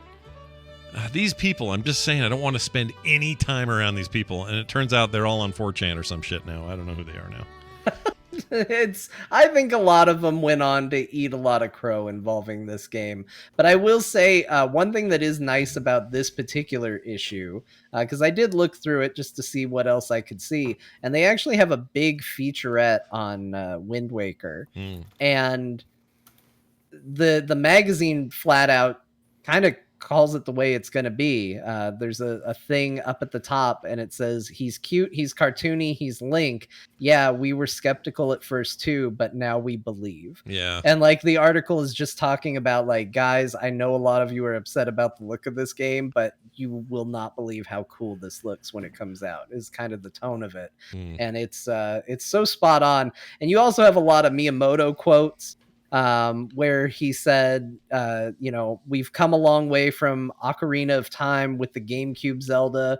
We can give players a cartoon they can control. And I'd like to introduce you to a little friend you've all been so kind to talk so much about, was another quote that he said. Wow. So he knew, but again, this is one of those cases where like Nintendo was just ahead of the curve. They knew that this was going to work and they believed in it, even though everybody, it felt like at the time, was saying no. Well, I think that this is we were victims of a time where platform wars were really pushing that we're on the precipice of a new level and world of reality possibilities. And everybody felt like that meant, well, we need to push for realism in all our games then. And that included Zelda, things like that, things we were used to being kind of cartoony in the past. We thought, well, that should also be ultra realistic or whatever. And I think just we were freaking wrong. Like it didn't, not only did it not matter, it benefited the game that they went the direction they did. And that is one of the only Zelda games that doesn't really show its age. Yeah. Like you look at it now, especially the Wii U version, which was, widescreened and 1080p'd. It's glorious. It's beautiful. It's a beautiful freaking game. I was emulating it on my Steam Deck the other day. It's gorgeous, beautiful. I think I'm going to play it again. It's so good. So, yeah, F off. 20-year ago EGM writer people, they're the worst. All right. Well, the letters people. Yeah, the letters wrote people. A nice article about EGM's fine. It's the people that wrote in. They just sound like people I'd never want to have lunch with. That's what they sound like. We really need a hot game. What do you mean do we really need? You don't really need anything. Drives me nuts. All right. Anyway, back to the thing. The games we played this week. You might be surprised to hear Scott tried a whole bunch more things on a Steam Deck, and I'm not listing them all here. But That's why he's wearing glasses today, everybody. Yeah, my eyes are super strainy. I think I may have overdone it, but I found something. I think I found something. At least John would like. Bo, I'm not sure you're into this subgenre. Maybe you were back in the day, but we've talked about them before on the show. But the Fire Emblem games are a favorite of a lot of people. And never played them.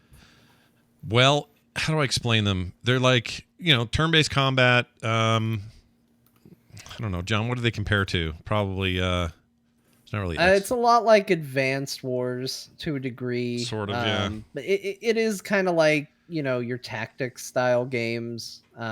It's got a very rock paper scissors kind of combat system typically. Fire Emblem kind of goes an extended direction because it also has at least the more recent ones like relationships built up in it. Yeah. And some interesting things that it can do with that. But it's a strategy tactics game. Yeah. And there's kind of an Iron Man usually mode. Fantasy, Pegasus and dragons and magic and stuff. Yeah, for sure. And there's a whole, Iron Man mode style thing where, you can make it so that none of your people can survive. So you get really invested in characters and they can die if they die at the end of a battle or whatever. There's easier modes as well. Well, anyway, somebody went ahead, kind of like Wargroove went ahead and said, hey, what if we made Advance Wars? These people said, hey, what if we went ahead and made a brand new, for a new audience, sort of Fire Emblem game, but we're going to call it Symphony of War, it's called. And currently enjoying a overwhelmingly positive reception on Twitch, or on Steam, rather. And everybody in those comments are like, just, as an old school Fire Emblem player, this is a dream come true, blah, blah, blah. And I was reading that going, well, this sounds like interesting. Like, I like those games, especially the old ones. I bet I would probably like this. So I grabbed it. It was on sale when I did. And it's very, very good. You could have lied to me and said, hey, Nintendo made this, and it's part of the Fire Emblem series, and they just called it this different name this one time. It feels really good. And they clearly have a lot of love for this kind of game. And that's all the way down to the storytelling. It feels like it's just like ripped right out of one of those Fire Emblem games. Where it's like, who is that on the horizon? Why, it's so-and-so. Really, it's just another unit you can control, but it's like, they're here to help us. Ah, great. I'll make sure to hit A and B when I do this one. Like they include tutorial type stuff in the story in the beginning and all of that. It's great. I like Symphony of War a lot, and I played that a ton, which might be some of the strain, because I will admit the actual battle stuff is, I won't say it's tiny on the deck, but it's smaller than it would be on my PC for sure. So there's a little bit of that going on. Very cool game, though. I'm going to keep playing that. I also downloaded and played Red Faction Remastered. The Remastered? Yeah. I hate this name so much. I know, I do too. I get why they felt the need to do it, but they were, what's the Jeff Goldblum line? They were too busy thinking about if they could. They never stopped to think if they should. Exactly. There you go. They did not think if they should do this. I agree. They just wanted they wanted to jam Mars in there. This is the game where Liam O'Brien gets killed in the first 8 minutes, but he's one of the most interesting characters in the game. Anyway, That's a spoiler, I suppose, for old game. But this was my favorite. I think this is my Spoilers favorite for fans of League. exactly.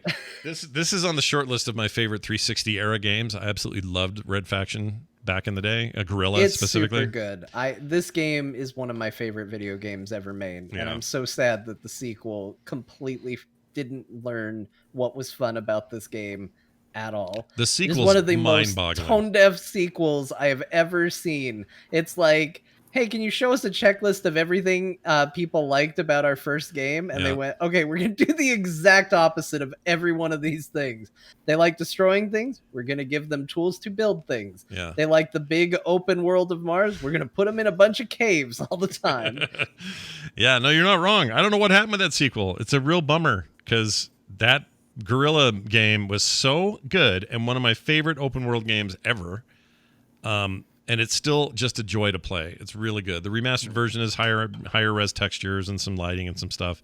But really, if you own Guerrilla already, it's kind of the same game. 20 extra gig will run better, run less good on an old potato computer, I suppose. Runs beautifully on the deck, and I played an ass ton of that game. Just a ton of that. Because it's great. And I'm replaying it. The fully destructible environments. Oh, yeah. Take that hammer out, smash them walls down, blow them up with remote mines. Like that's the whole... There's just something so satisfying about it. It's a game you like to cheat in as well. Like having just as many remote mines as possible. Yeah.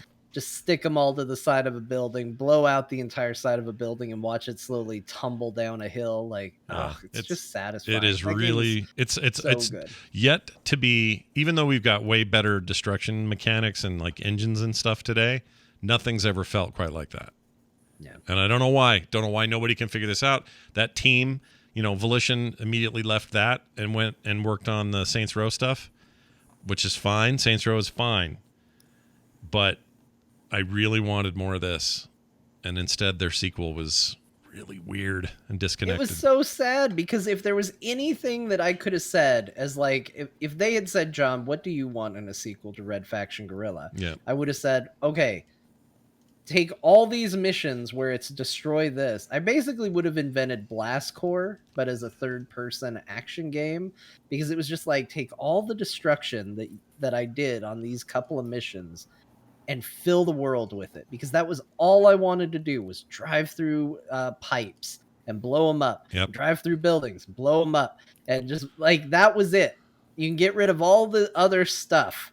Just give me a metropolis to mess around in. Like, it was so good. And I can't even explain why it was so good. It just worked perfectly. Yeah. I absolutely loved this game. Yeah, it is still, and that remastered version is as good as you remember it, plus some perks. There's multiplayer modes that people still are in there playing that are really fun, competitive destruction type stuff. The acting's great in a cheesy kind of way. Yeah, Red Faction Guerrilla for the win. It's an amazing game. So I played that on the deck, and it was great on there. No issues. That reminds me, Bo, just as a brief note, one of my other favorite games on the 360 era of gaming was, we've talked about before, Space Marine, the Space Marine game that we're getting a sequel to finally. I played that too, just as a side note. Great. I love that campaign so much. So good. It's a very good game. Mark Strong being all British. To me, Ezekiel, to me. That's so good. All right. Anyway, last week we said, hey, Scott, are you going to get Bear and Breakfast? I said, yeah, I am going to get that. It works great on PC. It's going to be a game I want to play. I refunded it because it doesn't play on my deck yet.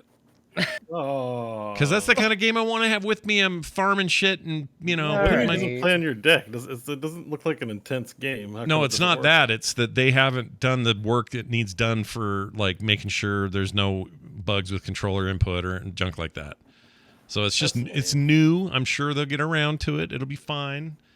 But hurry up, you guys, because Bear and Breakfast seemed neat for the 30 minutes I played it on my PC, and then when I went to put it on my deck, I'm like, it doesn't work here. We talked about this already, right? Yeah, a little bit last week. Okay. Yeah. But the game is good because here's the problem, Scott. I don't have a Steam Deck. Yeah. I didn't want you to sell me on the experience on a Steam Deck. I just wanted you to tell me if the game was any good. Yeah. And you were like, I can't play it on the Steam Deck. It's out. But I guess I do understand that is a game that, if you've got the portable thing, you probably want to do portably. It feels like seems like a mouse game though. Like no. I mean, you can use a keyboard and mouse on PC. It also works with a controller. I would actually recommend mouse and keyboard at this stage if you're going to get it on PC, obviously. It's good. I probably didn't get far enough to say how deep any of the systems go, but it's a lot like Stardew Valley and Animal Crossing got in an argument and then made their peace with each other, and there's your game. Okay. And it's funny. The characters are great. The animation's great. If you like building shit and improving stuff over time and running little missions to do that and keeping your hotel cool so the humans can come live in it, this is the game. It's fun. I like the bear a lot.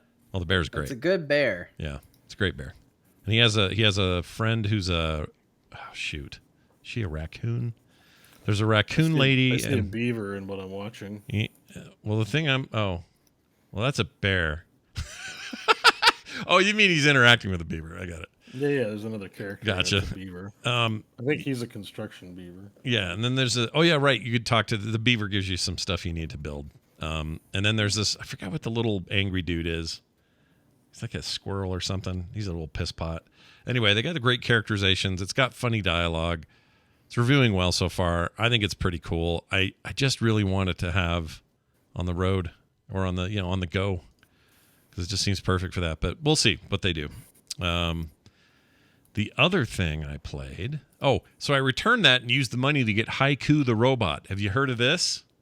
No, but let me tell you you're about this. You're asking me to decide between robots and bears. I feel like I'm not going to agree with you. Haiku's a real thing because there's a different game, World of Haiku, that also came up. That's definitely not it. So this is Haiku, the robot. So this robot is cute. It's not a bear though. This was rated on some website I read. I was reading like, hey, what are the best Metroidvanias that aren't Castlevania or Metroid right now? And I was surprised to find this little indie game I hadn't heard of on there. And they ranked it higher than some of the others you might expect to see on that list, like Hollow Knight and others that are, that people rave about. And I thought, oh, what is this? Okay, well, I'll definitely favorite that. Well, that went on sale today. And I thought, well, now's the time. It's also works perfect on Steam Deck, which is another reason I got it. But it works, well on PC as well. Anyway, I really like this. It's great. There is something about the tone and the sort of dystopic thing going on with this future with nothing but robots, and you're this single robot left. You got to figure out what's going on and get out of there.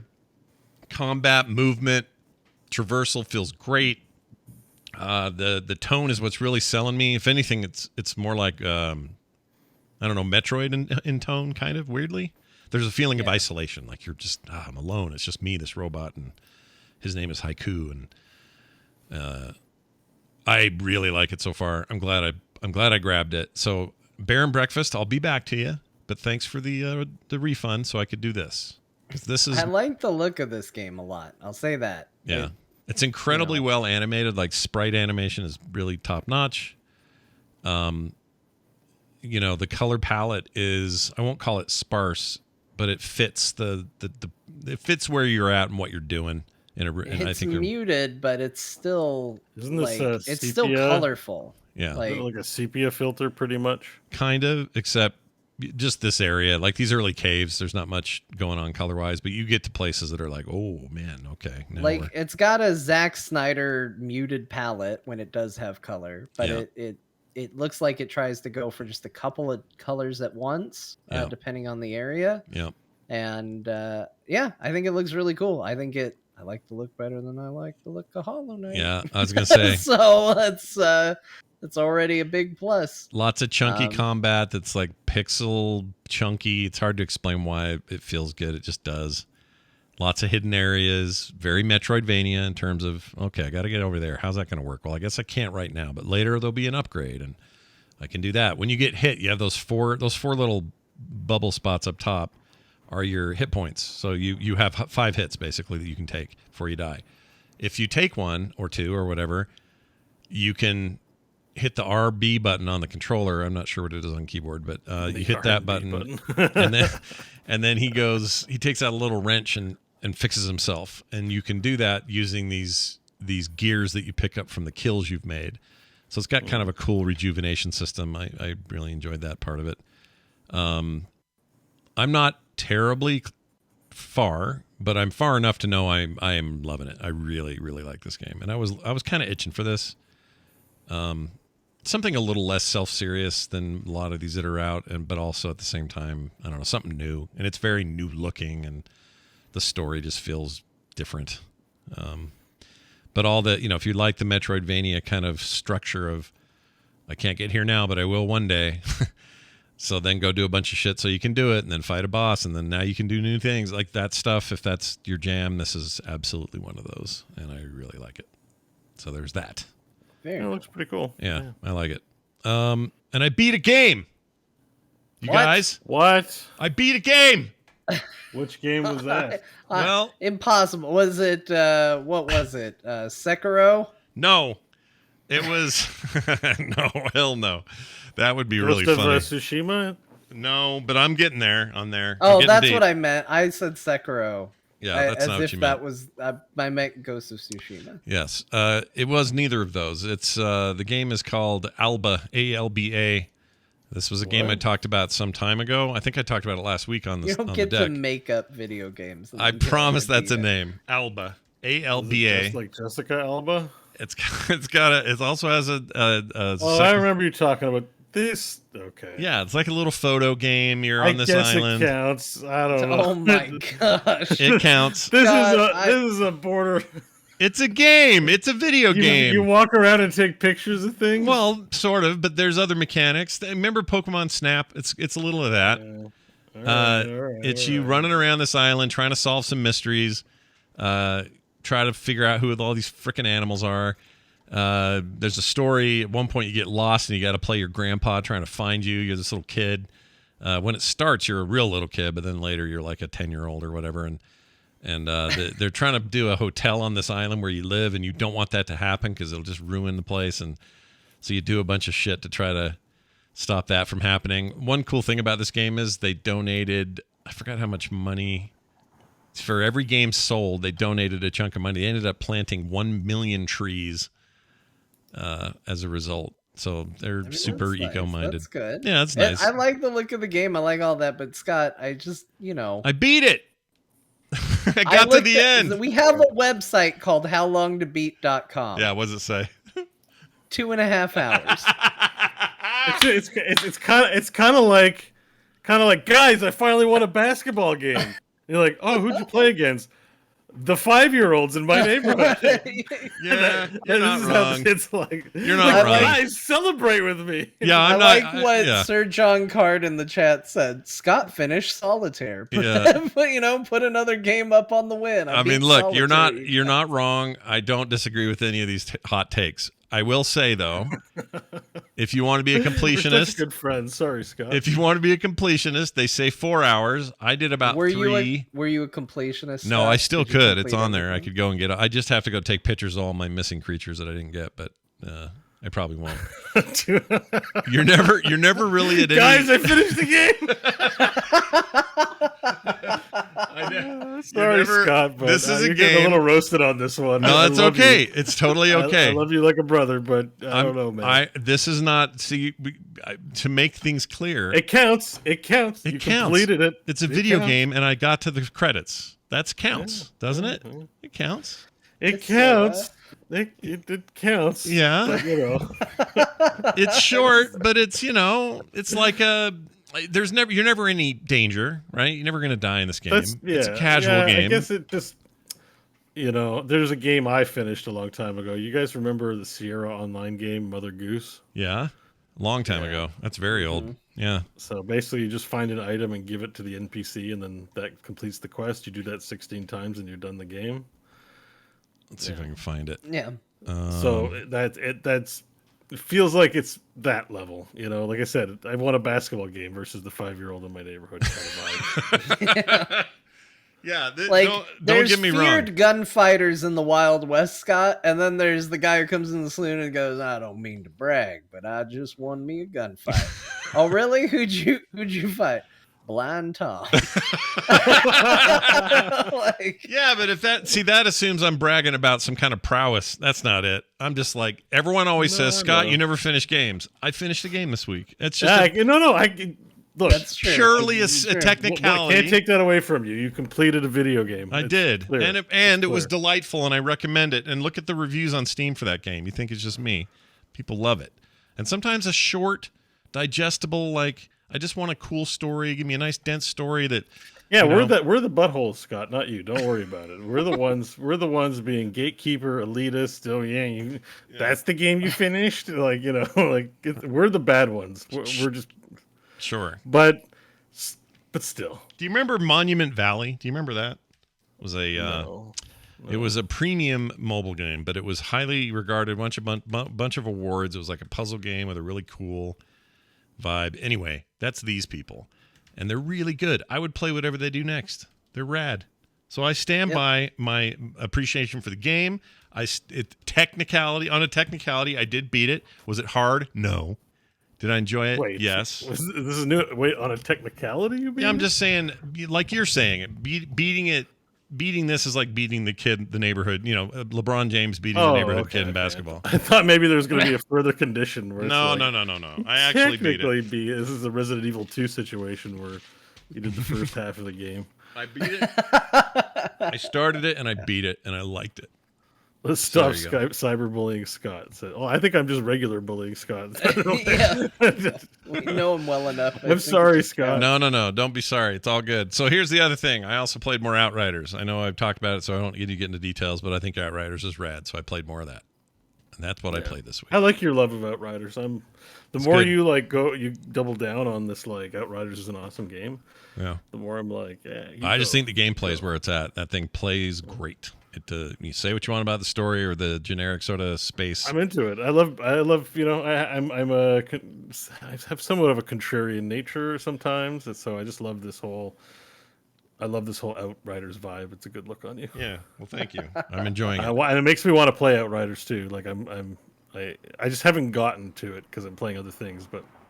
I like the little bit I played of it, so I'm digging this whole vibe. I'm getting to the point where I kind of want to see the story through because I am beginning to become sort of, I don't know, I won't say connected to these characters, but I kind of want to see where they end up. So I didn't expect to feel that way. I figured it would just drive me to play it, but the story is not as bad as everyone thinks. It's not great, but I'm in enough. Yeah, most people who do writing it haven't really played it. I'm thinking. Yeah. So it's a good time. If we're talking about me, I haven't played it at all. I don't think Outriders is a bad game. Not just you. Not you. I'm not surprised by its lack of success. Yeah.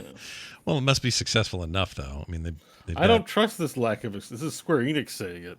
Yeah, that's true. I don't, like now that we're at this point with Square Enix, I'm like, I don't. They can't be trusted to call anything of theirs successful or not. Like, they are so unrelatable in how they define things. That's a good point. Yeah, fair point. All right, let's move on to John. Started a new Final Fantasy. I did. I'm continuing to play Final Fantasy VIII, and it turns out I really love that Final Fantasy. It's really good. Yeah. I went into it in a very different place because I enjoyed 7 so much after having not really experienced that. But 8 was one that I already had fondness for. So whereas 7 could only really be built up, 8 definitely could have fallen down. And I think Final Fantasy VIII is a hell of a game. I will say this, I'm having more fun in the game currently at the early to starting to get to the middle of the game than I was playing Final Fantasy VII in this same part of that game. Final Fantasy, whether not remake, that right? continues, right? I don't know, but I will say this: the much derided and divisive junction system of Final Fantasy VIII is better than the materia system. I think people that don't like it just don't understand how it works. And I will say that it is not tutorialized very well. Like, it's 100% on the fault of the game for not teaching you optimized ways to use it. Yeah. Because it definitely paints this it paints this picture that like, hey, to do magic, you have to sit there and just draw magic out of enemies constantly, nonstop, over and over and over again. And I'm very lucky. I had a very knowledgeable person in the chat room with me that said, yeah, don't do that. That's not the best way to do it. Let me show you how this game's meant to be played. And they gave me some good tips that, again, the game should have presented me. And at the same time, like once I started going down that road, I was like, hey, you know what? This makes for a game you can, one, break, which is always fun when you can break a game. And two is like very customizable and very fun to mess around with right out of the gate, which is where 7 wound up for me, but it took a long time to get there. At the beginning, it was very linear, and the materia system was functional, but not necessarily fun. And eventually it became both. So I think that I'm having a great time with it. Honestly, like this has happened on a couple Final Fantasies as I've gone through them, where it's like, man, I really wish I hadn't committed to streaming this entire game because I want to just keep playing it. And it doesn't hurt that there is a hell of an awesome card game inside the game itself. Yeah, Triple Triad. Yeah, the original Gwent.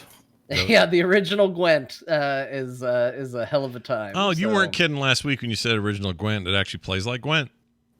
Like it's similar. No, it's different from Gwent, but the idea of like a fully fleshed out card game within the world, game within a game. I feel like that's the first time. It might not be technically the first time. There might be some other instances of it, but it was the first TCG inside a game world that I know I played that I remember hearing about. Got to be pretty early then. I doubt anybody else was doing anything. I never heard anything like that. I feel like maybe it's something like that on a Game Boy game or something. I mean, it's possible something existed. I just don't want to say definitively and be wrong, but certainly the first one I ever experienced.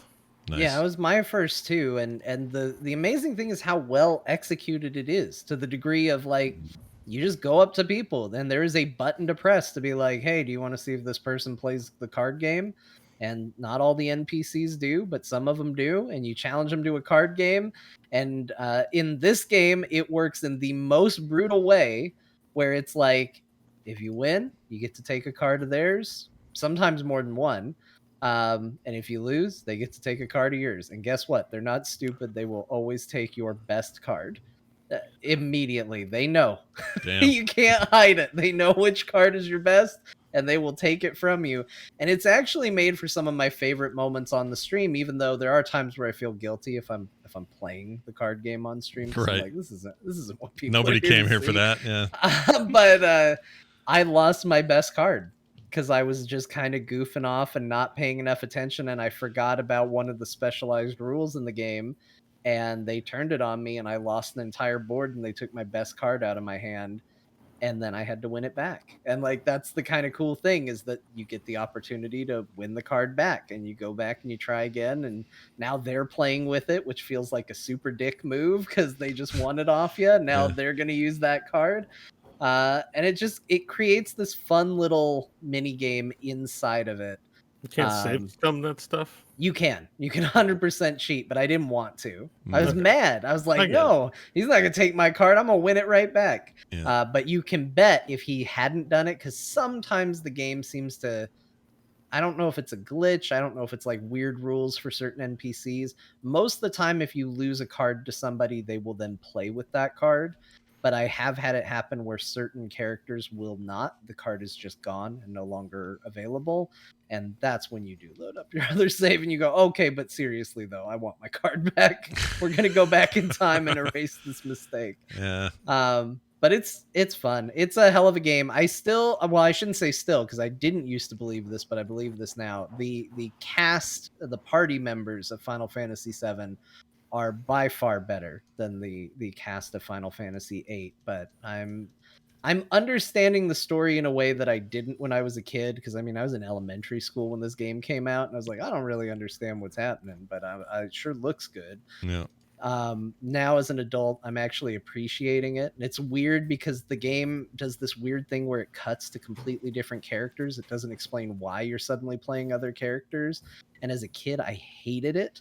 was like, why do I gotta play as this other guy? This isn't who they sold me on. They sold me on the guy on the cover of the box. I don't want to play as this other guy. Yeah. As an adult, understanding the story, I was like, his story's way better. Like, I actually really like those moments so much more. So I'm just having a hell of a time with it. I love Final Fantasy VIII.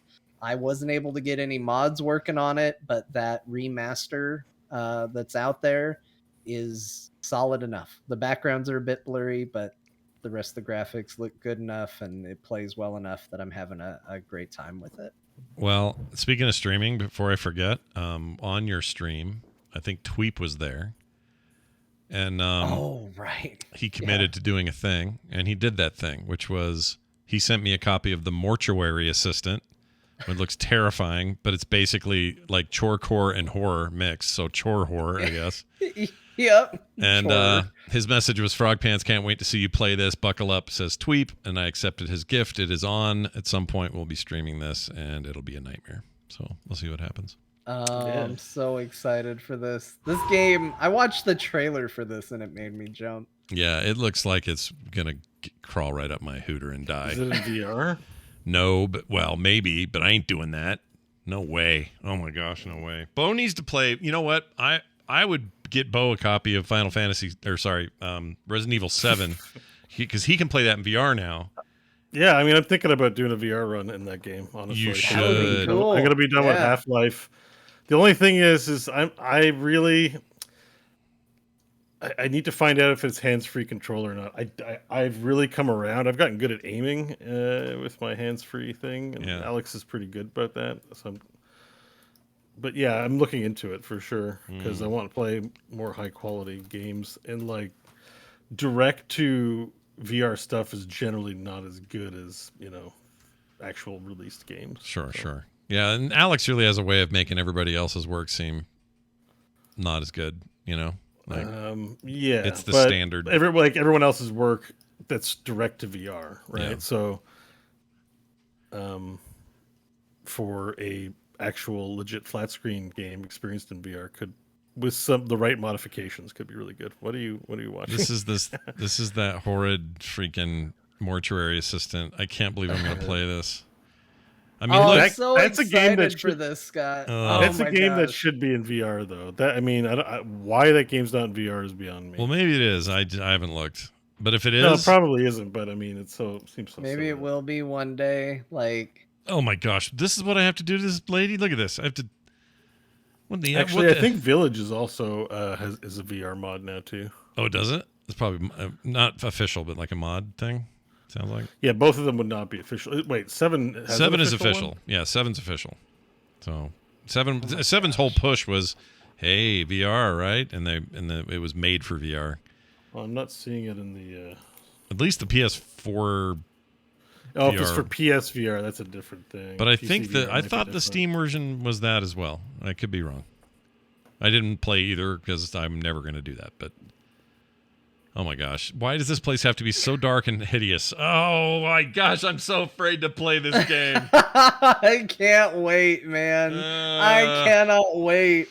Oh. Is it multiplayer? I don't think so. Let's see. Is it? Hold on. Let me look this up. I need to know more here. Mortuary Assistant. Okay, so according to this, single player only.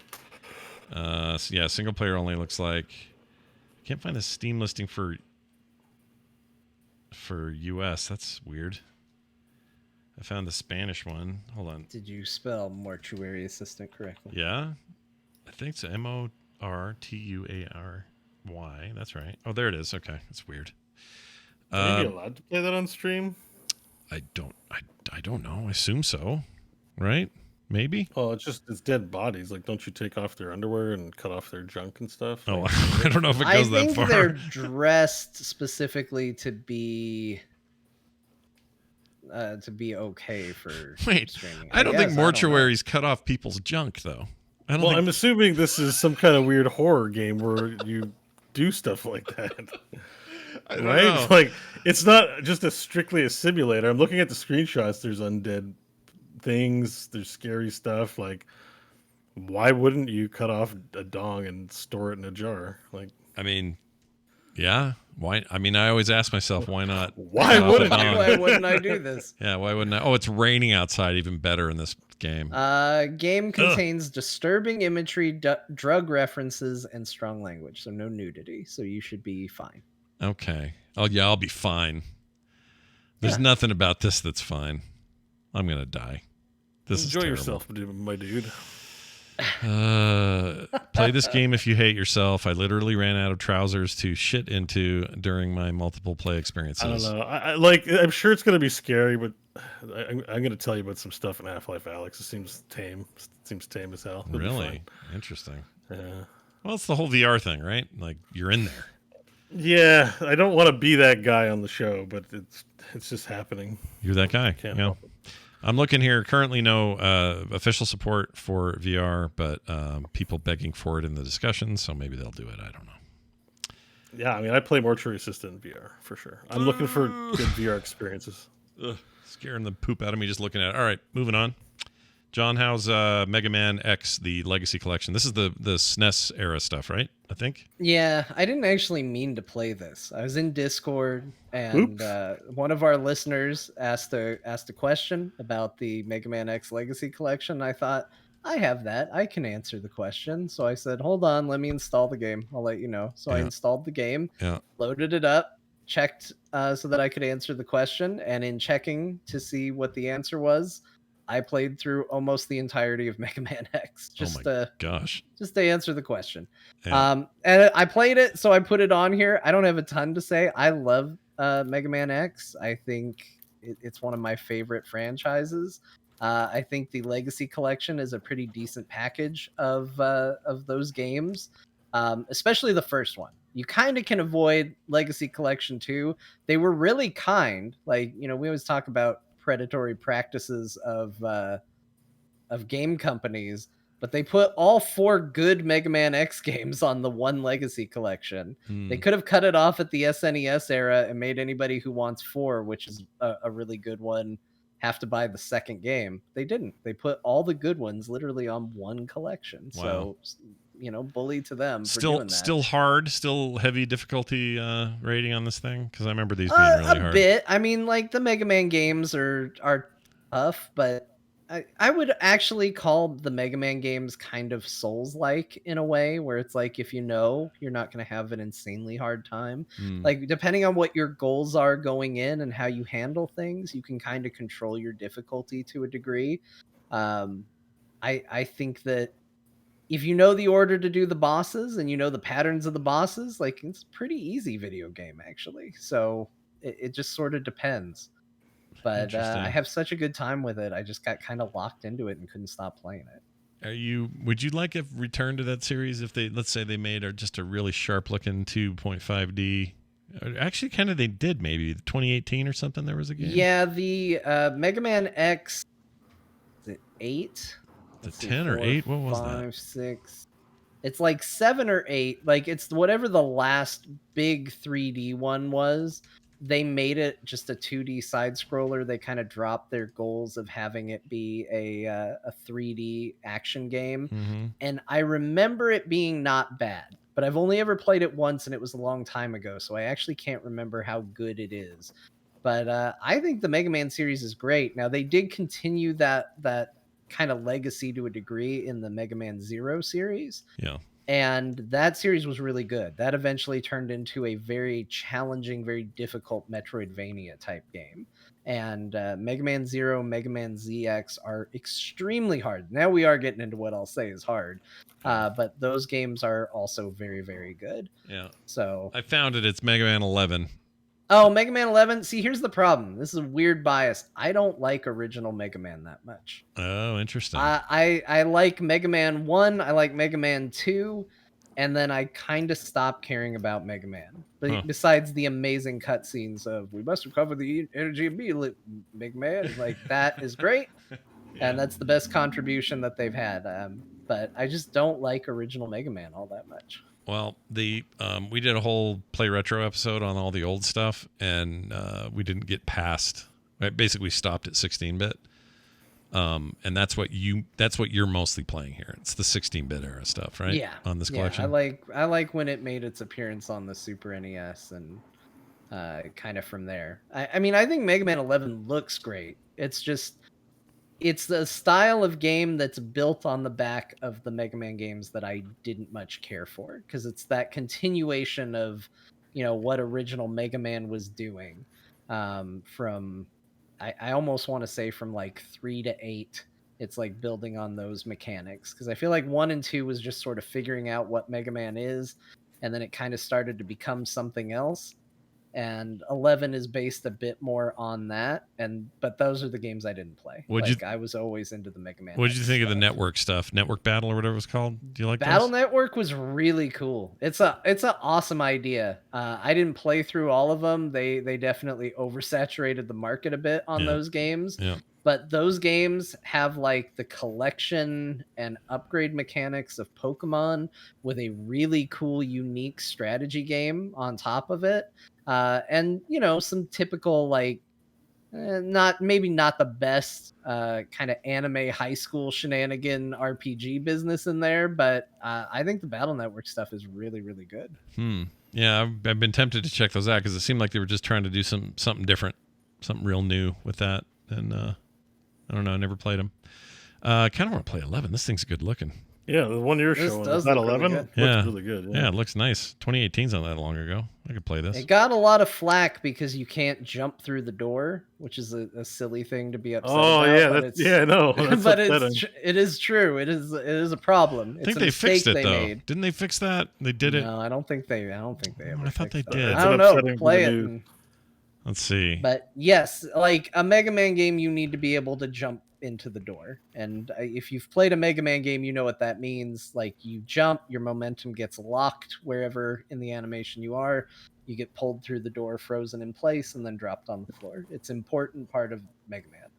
All right. There's the reviews are so funny. It's like, this would be the perfect Mega Man if it would let me jump through the door the way it's supposed to. It's weird. It's important. It's one of those things where if you don't know, I can't tell you that it's important without sounding crazy, but if you do know, then you 100% know that it's important. I and guess it's so. Crazy that it's not in there. That's very odd. All right. Yeah, never mind. I'm out. Bo's out. You can't jump through the door right. Never mind. Bo, speaking of Half-Life Alyx, I got a few clips here. Sorry. I missed your Dust Falls. Sorry. Go ahead. Continue. That's because by the way, beat today's game too, Scott. Today's opener's this thing. The thing about shadows. That's where I got that. It's from that game. Yeah, that's where it's from. Yeah. I also beat a game, Scott. I beat as Dusk Falls. Nice. How long was this one, John?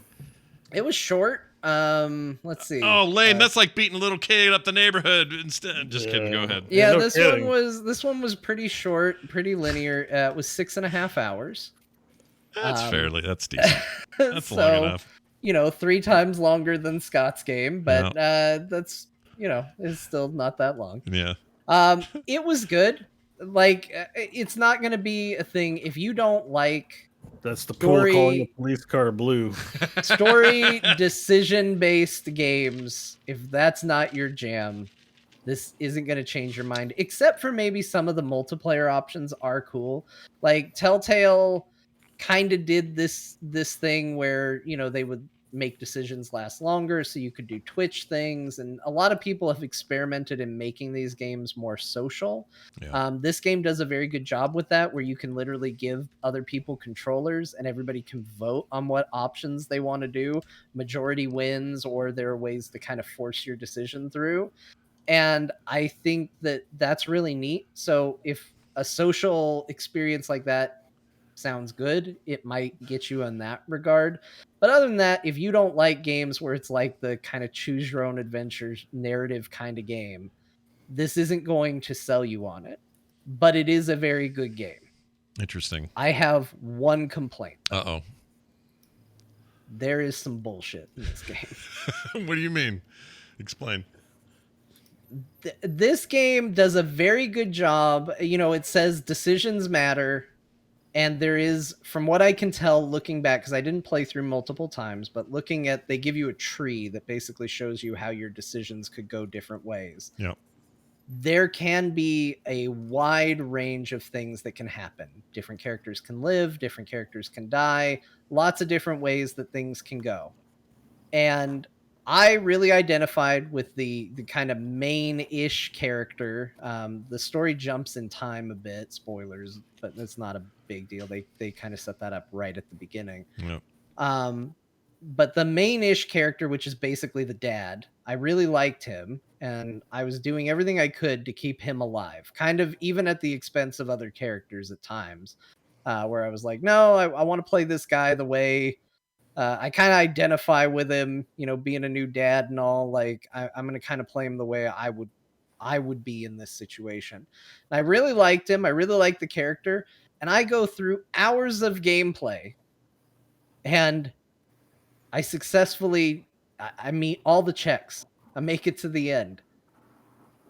And then I died as that character from the most arbitrary, pointless decision I think I've ever seen in a video game. And it's just one of those things where they put in a choice where it was like, hey, do you want to try to get away from a situation? I'll try to keep it vague in case people do play it. But you're in a situation that's a bit of a hostage situation, and they're like, hey, do you want to try to escape? And you're not even playing as the dad. You're actually playing as one of the people that's keeping him hostage. And you know that the people he's trying to get away from are armed. And I was like, well, if he tries to run away, he's just going to get shot. So no, like, hey, dude, chill out. And then the guy ended up getting killed because the car swerved to avoid hitting a JPEG of a lynx. And I was like, you're telling me that I survive a heist gone wrong, multiple gunfights, evil cops, evil robbers, like car chases, fires, explosions, all these things, and a friggin' JPEG of a lynx standing on the street we had to swerve to avoid, and they're like, oh yeah, that dad's dead now. Oh my god! Because of one weird choice late in the game. So he was supposed to die, probably, right? He was meant to die, and you just never let him die, or what? No, because I reloaded the save, and I made a different decision, and he survived the whole thing. Oh, interesting. It was a very arbitrary decision. Like, and that's the thing, is when you kind of pull yourself back from it and you look, you go, oh, there were all these big decisions that happened along the way, you know, and I can see them. And then you see one weird little decision at the end of the narrative. And like, he had a whole character arc by that point and everything. Like, it was very fulfilling. And then it was just this weird decision of like, let him try to run into the woods or tell him, no, don't run into the woods. And that was life or death. And it made me so mad. It's the only time I reloaded my save. I swore I wasn't going to do it on this game, but I did do it on this one. So it made me so mad. Yeah. I was just frustrated with it. But is this game roguelike? Like, what's the... It's really, not. Right? This game is very forgiving with your decisions if you want. Like, you can go back and you can just play, and it even gives you options. It's like, hey, here's a choice you made. Do you want to reload from here and keep the save that you currently have? Do you want to erase the save you currently have? Or do you want to start an auto-generated story at this decision? So there's all sorts of options that you can do as far as messing around to see different ways it can go. And there is a lot of variety. Like, you were just showing some gameplay up on the screen, and it was a scene that happened in my game, but totally different. Different people were alive. Different people were in that situation. So again, if this is a thing you're into, if you're into this style of game, this is a pretty good one of those. But it's not going to change your opinion if you go, well, I don't like these sorts of games. Sure. In some ways it's an adventure game just told in a slideshow format, kind of. You know? The art is a little distracting. There are times where I kind of saw through it and it wasn't a big deal. There are times like the stupid JPEG links that it was very blatant. I think the big issue with the links was that it did look like someone Googled, like Google image searched links, and we're like, all right, put this in the middle of the road, because it's one of those where it's in like a perfect frame, a perfect side frame of a lynx, and then it shows a different angle, but it's still it's still the exact same image of it. So it's like those old games where they would just have a flat image that rotated with you as you went around it, like Duke Nukem. Duke Nukem 3D. It was like that kind of principle where no matter where you look at this thing, it's always facing the exact same direction. Made me so mad. Oh, it's so funny But to me. that game is good. Is it? Do you play it on Game Pass or where'd you play it?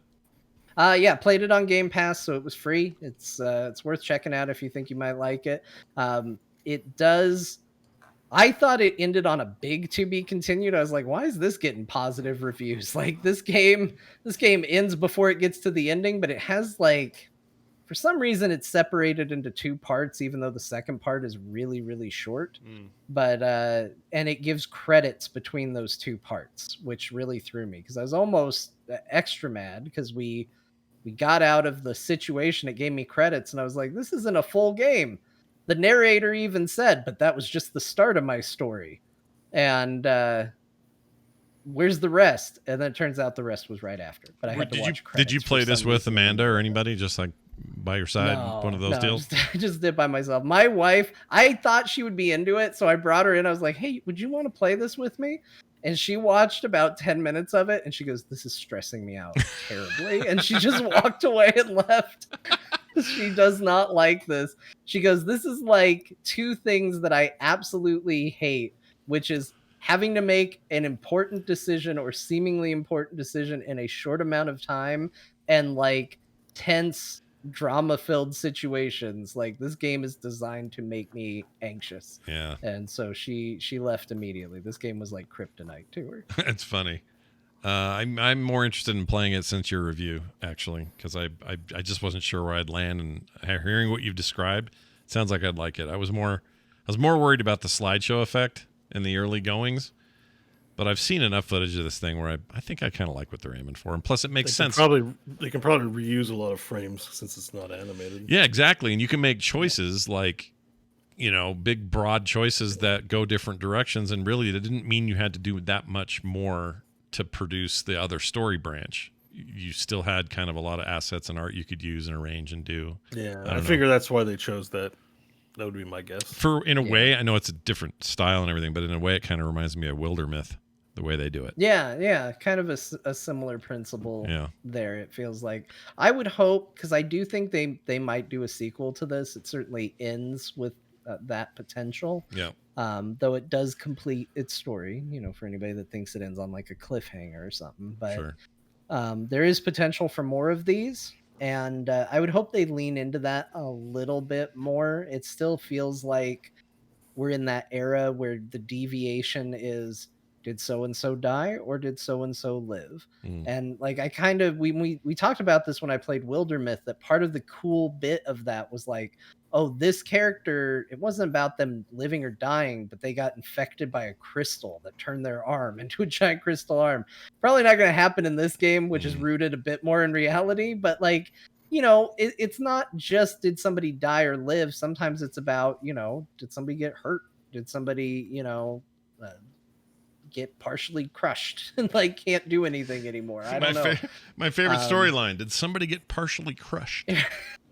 Yeah, I'm into it happens. Yeah, it happens. Somebody got a fishing lure caught in their ass. Exactly, and then you can't make a certain decision later because they got a lure. They don't want to sit down or something. Who knows? That happened to me once. I got hooked in the cheek once. My dad did that by accident. Yeah, it's not fun. Yeah, I didn't like that at all. They're designed to be hard to get out. All right, now moving over to Bo and his VR adventures. Half-Life Alyx, you getting close? Yeah, so I got some clips to share. So you want to talk about a scary game? Yeah. My friend Crofton Steers? Yeah. Well, he actually stopped playing this game. All right, we're queuing up the first clip. This is actually one of the most sadistic rooms in the entire place. It is a room full of tripwire explosives and explosive barrels. The whole room explodes if you knock a barrel over or pick up an item and launch it through. This is like the worst of the levels. This is not very scary. It's just super stressful. Yeah. So you got to disarm all those things. And so in this clip, I'm talking about how even if I nudge one of those barrels, because you can pick them up, I might move a laser and blow myself up. So I've got to be really careful. And you're about to see what's going to happen with me being careful here. Yeah. All right, oh my gosh. Yeah, and so all those pickups, I might flick them through. So I got to be careful not to flick them. Yeah. And like that box it's attached to, I can pick that up. But if I pick it up, it's gonna blow up, right? So I gotta be really careful. Are these lasers? We don't have the sound audio up for the last bit of this. Yeah, let me play that with some sound. That last bit. Hold on. Yeah, because I had a good Scott level reaction to this here. So here you go. Why isn't it playing? Here we go. Okay. I need to fucking blow myself up on. Here we go. Holy shit! I put my one hand away. Let me turn this up here. Oh, it quit being audio. Why? Wait, what? Twitch, you and your clips. There no audio. Twitch clips are jacked. Hold on. Okay, we do that again. We'll skip to the end here. There's a lot of swearing in this clip, though. Sorry, my one hand away. Okay, here he goes.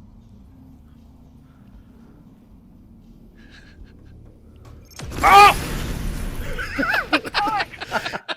Getting blown up in VR is not fun because I was not expecting it, and your whole screen is full of blood and fire. It's pretty amazing. That's great. So that room was stressful, but what I wanted to say is, Crofton stopped playing because he said, I heard there was a certain level, and I couldn't handle it. It was too scary. So I got to that level. Yeah. It involves a little monster known as Jeff. Okay. Why did we call this guy Jeff? Is it really his name, or what's the deal with that? Yeah. In the game, there's another guy. His name is Jeff. His name is Jeff. My name is Jeff. This is an example of one of the things you have to do with Jeff. So Jeff here is stuck in an elevator with me. Yeah. I tried not to let him in, but he snuck in just as I turned the power back on. This is in VR. This is how awesome this game is. Just play it, and we'll talk about it. Do we need audio here? It's short. Yeah, you should probably. All right. Oh, this is Jeff. Jeez, he's scary. Oh, this game. What? So I gotta hold my hand up to my mouth because if I cough, he'll notice me, and he shoots out goop. So I'm holding my hand up to my mouth on purpose, and I gotta push the button to make the elevator go while he's smashing his head in the wall. Ooh. Oh. He looked at you. I hate this so much. Oh, what is that? God, this game, why is there a can of food? Did you throw that? No, it's just bouncing around. Son of a bee, dude. I don't like Jeff at all. Because it's so stressful in there. Anyways, so Jeff can't see, but he can hear. And there are spores around this level. So if you hit the spores, you cough. So you have to actually hold your controller up to your mouth and cover your mouth so you go... instead of going... and then Jeff comes and kills you if you cough. He also shoots the goop out of his body. And it's several points in the level. You've got to walk near him. Okay, so this is the most stressful, and then he gets stuck in an elevator with you.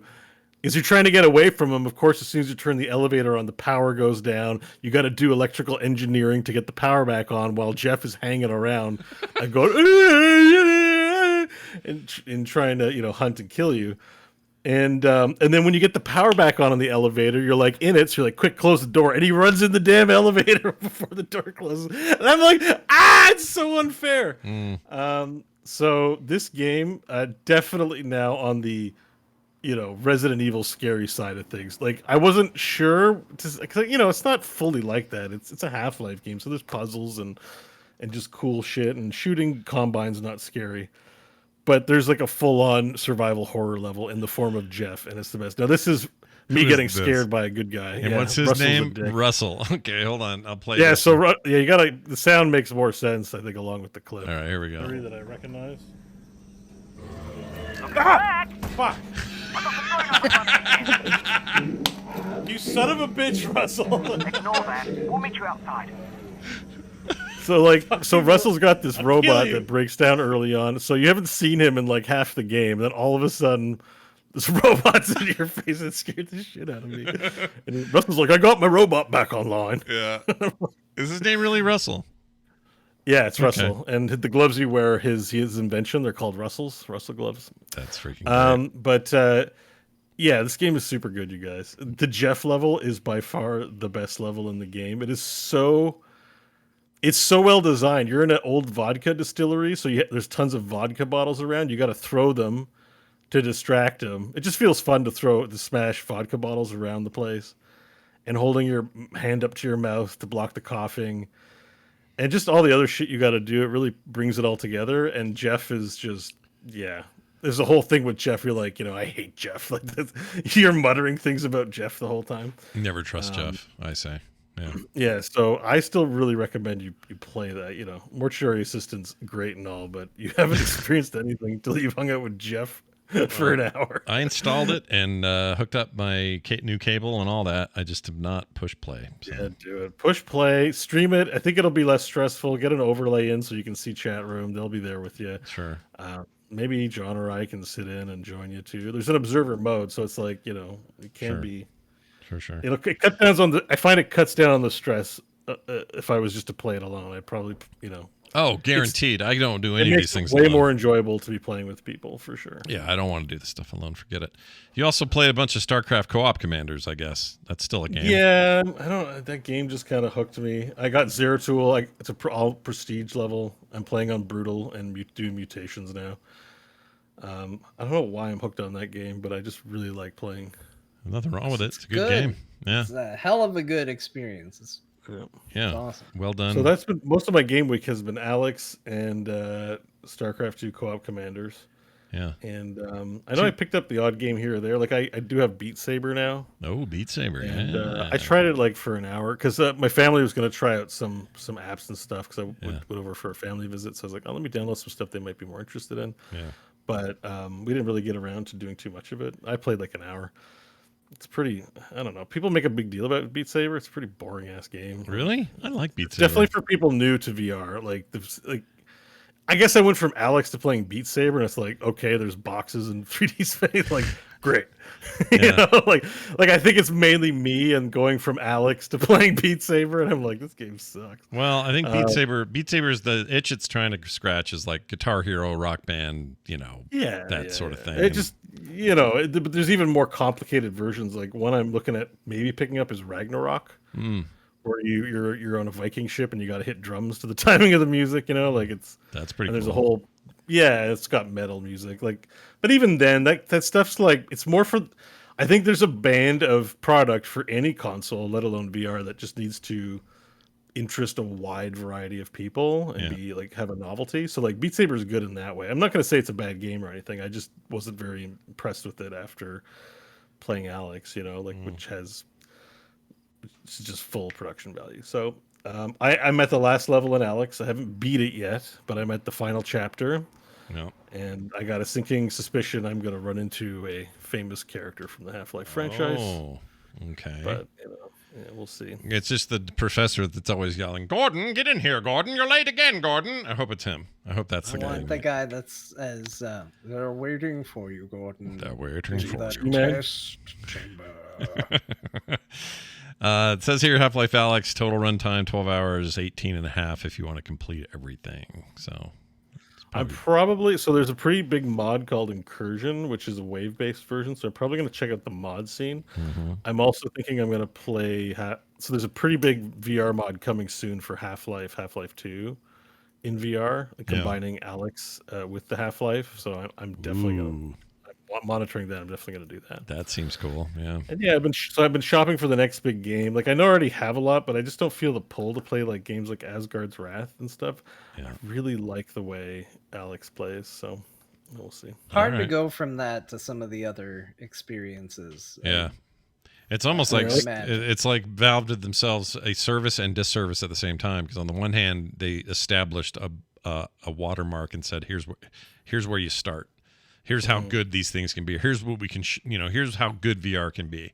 But then if nobody else takes that lead and makes something as polished as that, because either they can or they're not as big or whatever, then you end up with like, well, there's Alyx and then there's everything else. And I don't think that's optimal, Yeah, I mean, I think part of it too is like I bought a lot of stuff and haven't played it. It's like I have Lone Echo, haven't played that yet. I heard that was good. Yeah, sequel seems to be poorly reviewed. Red Matter is also one that I'm eyeballing. I haven't bought it, but there's a second one coming that looks good. There's still a lot for me to do. So Sure. the one thing about VR gaming is it's not like I can play StarCraft 2 co-op commanders for like 10 hours and listen to podcasts and be like, oh, well, that's 10 hours of time. I've played a lot of that. VR is like after 4 hours, I'm like, okay, I'm good. Yeah. I don't play for very long in that, like, and have a desire to go marathoning the same way flat screen gaming can kind of do that for you. Like sure. at a certain point, Sure. I'm like my neck's a little sore. I'm stressed out. I'm sweaty. I'm good. I'm sweaty. I'm good. Yeah. I like that. All right. And I played one other game, but I'm not going to talk about it. Oh, why not? It's because I don't know. I was like, why did I play this game? Arc Massage. Orc Massage 2. Yeah. No, although it's in that you guys. Oh, we're in the vein. The right place. Yeah, I was like, Oh. I'm not sure if I want to talk about an adult VR game or not on here, but I did he played have an adult VR game. No way. Well, yeah. Sure. Talk Yeah, about it. go Get the ahead. audience who's interested in adult VR experiences. Give them something to Yeah, do. Well, it was weird, and I don't want people to think it's my thing. I just wanted to check out the VRness of it. I swear. Yeah. No, I believe you. Look, you're doing the hard work, so they don't have to. Yeah. So it's funny. It's a game up in your genre of games. Okay. It's most adjacent to your kind of game, in that it's a simulator game. Okay. Effing simulator. Well, close. So I was curious about this game. It's not, anyways. Maybe I'm not going to talk. You know what? Never mind. You don't have No, to. talk about it. No, you don't have to. I was like, it's something I did this week, but okay. There's a game on. It's on Steam, but I bought it on itch.io, so people can't tell when I'm playing it. Okay. All right. Oh, I was going to Steam when you were like, I'm not going to is on say it. I Steam. was It like, is I on wanted Steam. to see what it is. Yeah, you just It got is your on code Steam, on it. but you just won't know when I'm playing it because I bought it on a different platform. Sure. Although it just occurred to me, I could probably make a new account for the adult games, and that solves the problem there. Anyways, it's called Dominatrix Simulator. Oh, okay. And in this game, you play a sub, and all these like goddess naked women basically humiliate and belittle you. No. Which it's kind of fun because it has this element of interesting mechanics where you have to shake your head up and down for yes, mistress, and left and right for no, mistress or goddess. And so she'll like say things, and you're a good boy if you do one thing, and a bad boy if you do something else. And then also it wants you to pose around and spank yourself and et cetera, et cetera. I'm not going to get into details, except at one point I will say I was getting flogged in front of an entire classroom of people. And it wasn't really my game, and it is pretty janky, but I was just curious about it from a VR perspective. I was like, it seemed to review well, and it certainly does put one in the experience, although I'd say the graphics are not that good. Alyx is still way better. But Whoops. I'm sorry. Are you, what, is that the that's- sound of no, Dominatrix? That's what you're going to think, think because so. it sounded like maybe gross stuff. It's not. I was just looking on itch.io, and they have a game on there that's called Slice, Dice, and Rice, okay. which I thought was a game about dice, and it was like an RPG. But here's what it sounds like when you start the video. Whoops. Now it won't play. Oh, wait. What the F? Okay, here we go. Go back. It won't go back. There it is. Oh, okay. All right, there. Everyone okay at home? That was not what you thought it was. Everything's good. I see the video evidence at home. Yeah. People. No. Anyway, sorry. Dominatrix Simulator sounds more like, like that. Like you. It's not really a sex game per se. It's a domination game. Sure. Anyways, I don't want to get into detail. I wasn't even sure if I want to talk about it, but it was a cool VR experience. Like at one point, the goddess becomes a 5-mile high person, and you're like, oh my god, look at how large that person is. Yeah. And but it wasn't. I mean, is it like I only got so far in the game, and then I lost interest in it. So take it for what it is. But did it review well? Like people? I think so. I think one of the things that's good about it is the voice acting's pretty decent, and the situational. Like usually with those games, it's just like very basic animator or some crap like that, right? Like I haven't played very many of them over the years, but generally they're crappy. Like they're not good. So the scenarios in the game are actually it was actually pretty well written. Yeah. So, anyways, yeah. Very nice. Now, I would put that under a recommend if you got the extra money for your VR thing. But I know we don't talk about. We used to talk about like Love Esquire and KFC Girlfriend or whatever it was called. Sure. So I thought maybe yeah.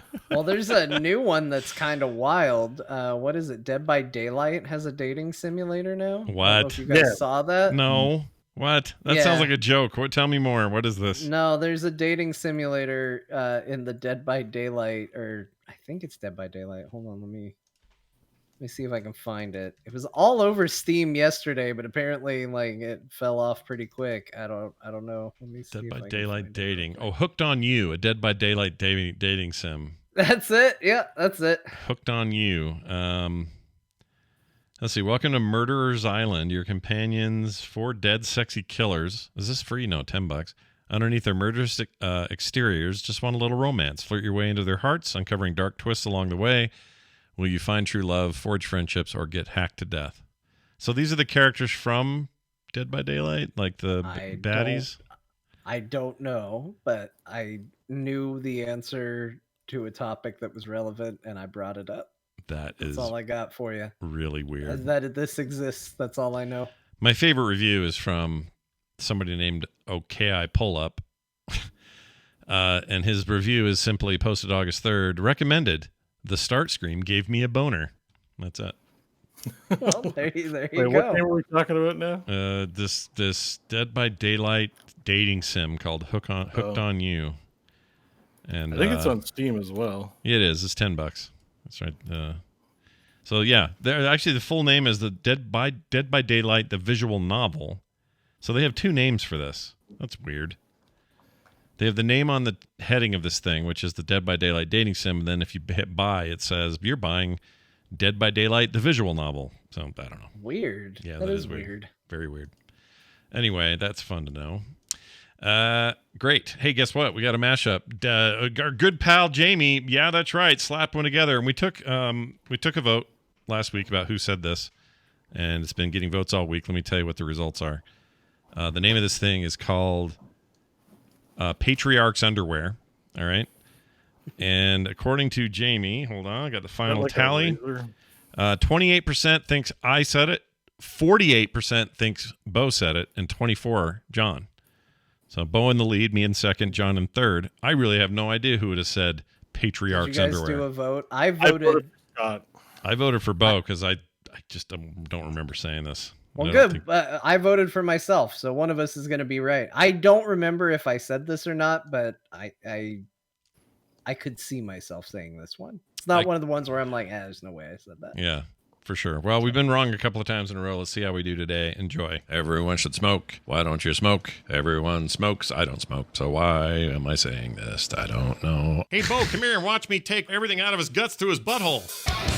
What? Lilith is a female figure in Mesopotamian and Judaic mythology, alternatively the first wife of Adam and supposedly the primordial she-demon.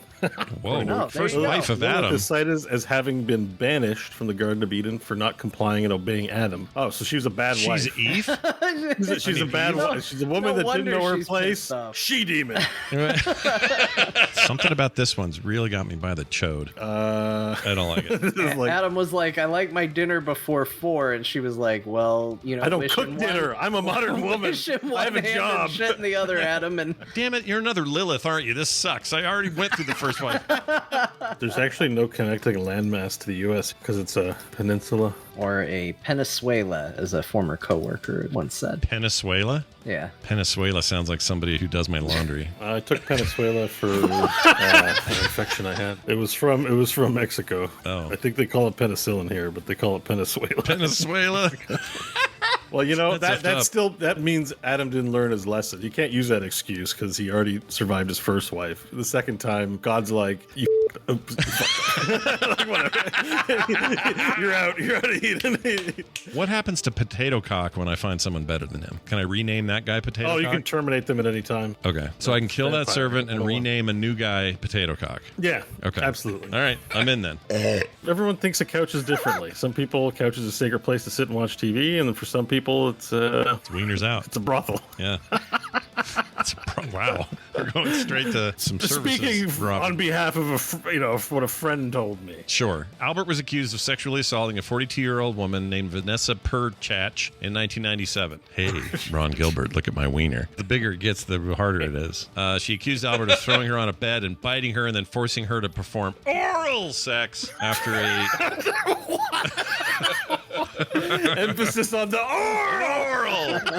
His junk is outlined in there. Is Or it? that just Oh, yeah, light it is. reflection? Yeah, That- there does. Yeah, There's a little bit of that. you can It see looks his like- Mega Man. Yeah, his mightiest of men down there. DNA testing linked Albert to genetic material taken from the bite marks and semen in the patriarch's underwear. Or no, the Perchach's underwear. In the Oh, Patreon. My dear, I'm going to bite your fanny, have my way, and then finish in the patriarch's underwear. And there's nothing you can do about it. I feel a little bad that I said she was a prostitute. I don't think that part is correct. I don't know why I had that in my head, but... You just added that. All right, so technically I said it, but then John made a really good joke with it. So I think you should share half the credit. Well, like I said, it was something that I could imagine me saying, so no wonder I got... You messed up. You read it a little weird, and Yeah. it captured my imagination. Yeah. Well, it I know worked why out the great. oral thing was funny because it's like how that guy says Carl in The Walking Dead, right? Oh, oral. Yeah. Carl, get in here, Carl. Get over here. Yeah. Get over. No, that's Scorpion. He says, "Get over here." Anyway, hey, guess what, guys? It's this time. That's a good question. An email I've been holding on to for weeks because we keep running out of time. I'm reading it today. Damn it, it's happening. Here it is. Hello, Bowie, John, and Scott. How do you say that name there, Bo? B-A-U-E. B-A-U-E. Bow. Bow. He spelled Bo it's wrong. Like Bauer, you know, if you add an R in the end, that's like a Yeah, like Jack Bauer. Bauer. It's like ice skate. It's like Jack Bauer. Yeah, Yeah. 24. He says, So I have Bow. been longtime listener of the Instance podcasts since the days of TBC, that's the Burning Crusade, and I've been enjoying your weekly shows about WoW ever since. So I was when it was the only game I played until 2014. Over the years, my interest in it has dwindled and my life took many turns. I wasn't able to keep playing, but I still listen because I enjoy the work you do. One day, I decided to check out Core after reading its description, and I was not disappointed. Your coverage of the different games and related news have been entertaining and comforting. You all do fabulous work, and it makes me makes me happy to know that one day in the week, something awesome is happening. My wife is not into video games as much as I am. However, we love spending time watching your RE8 live streams. We are looking forward to each new episode, and we're playing the previous ones whenever we needed a laugh or have late dinner on weekends. We love the Dear Martha segments and Bo's hair. You guys are great. Thanks for all you keep doing to keep us entertained. Cheers. This is from Ismail in London, Ontario, and he went on to say, P.S. Have you checked out the updates to Empire of Sin? I started playing that game when I heard about it on your show, and the game has changed immensely since then, i.e. they removed the whole alcohol demand game and spreadsheet. Empire of Sin is that one I mentioned that was a Romero joint. And if you're telling me they got rid of that? A Romero. This is Yeah. a gangster game. Gangster isn't it? game. John Romero's games made it, or published it. Oh, it is a Romero. Wow. Yeah. And I was telling, when I talked to you guys about it before, it's like XCOM in the 20s, Prohibition era XCOM. And that part is great. It's really fun. The part I didn't like was this spreadsheet management alcohol demand thing they had in between the action. It really killed the momentum of that game. He's saying they got rid of that. I might go back and check that out again. And I think it's on Game Pass, so no excuse, everybody. Check out the Romero Games game, Empire of Sin. Thank you for that very much, Ismail, and I apologize for taking 3 weeks to read your email. We've read it now. All right. We did it. We did it, you guys. Here's what else we did. We started a new month. Well, we didn't. The whole world did. And as a result, it's a fresh time for everybody to hop in and be a brand new member on Patreon if they're not already there. Yes, that's right. If you want to be, having your name mentioned, get all the cool benefits we've got listed up there, some of which are in the middle of a little bit of a revamp. We're about to improve that for a bunch of you. Learn all about it at patreon.com/core show and become a supporter today. For everything else, it's frogpants.com/core. Talk to the core at gmail.com. We'll get those emails in here. And as always, you can track us all on Twitter. Bo's at Bo Schwartz. I'm at Scott Johnson. John's at John_Jagger. And you can find this show at CorePod. All right. As the tradition goes, the last few weeks, we've had this old lady tell us what we played this week. Sum it up, if you will. Let's hear what she has to say. What did we play this week, old lady? Just to recover some of the recount, sorry, I'm getting old. Some of the games we talked about today on the program. We had Symphony of War, which is basically Fire Emblem, but they would get sued if they called it that. So they called it Symphony of War. And Red Faction Remastered, which is just the dumbest name I've ever heard. And in my day, Mildred was considered a normal name. So, that's something to consider when you're thinking about a title. Bear and Breakfast, which is the game Scott returned because it didn't work on his fancy Steam Deck. Despite the fact that he says he liked the game and thought it was pretty good, but apparently not good enough to keep holding on to. Instead, he bought Haiku the Robot. And he spent a whole 2.5 hours beating Alba. That's it. He bravely spent the amount of time to watch a cinematic movie playing a video game so he could beat one. So, congratulations to him. Yeah. John played Final Fantasy VIII. Get a different category there, John. You got just Final Fantasy. We can do the show for you at this point, really. Mega Man X, speaking of living in the past, and he finished a game as Dusk Falls. Congratulations. Bo played Half-Life Alyx, but he didn't beat it because he wanted to be different because he's contrarian. He also played StarCraft 2 Co-op Commanders. I don't know who he's playing with, but maybe they should be on the show instead of John because clearly they're playing different games. Also, he played Dominatrix Simulator, a game near and dear to my heart. I used to be a Dominatrix back in the day. The heels, the leather, I was especially good at the whip. Yeah. I could put out a candle held between the butt cheeks of a virile male from 10 yards. Yeah. That's all. That's all you've got. Wow, I learned something new about her today. Nicely done. That's going to do it. Go play some games. We'll be back next time with more. Just don't do a bunch of microtransactions. Save your money, everybody. We'll see you then.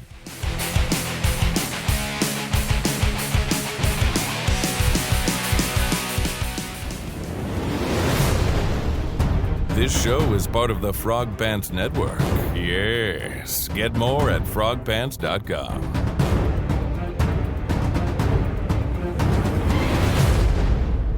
You help me take care of my family, I'll help you take care of yours.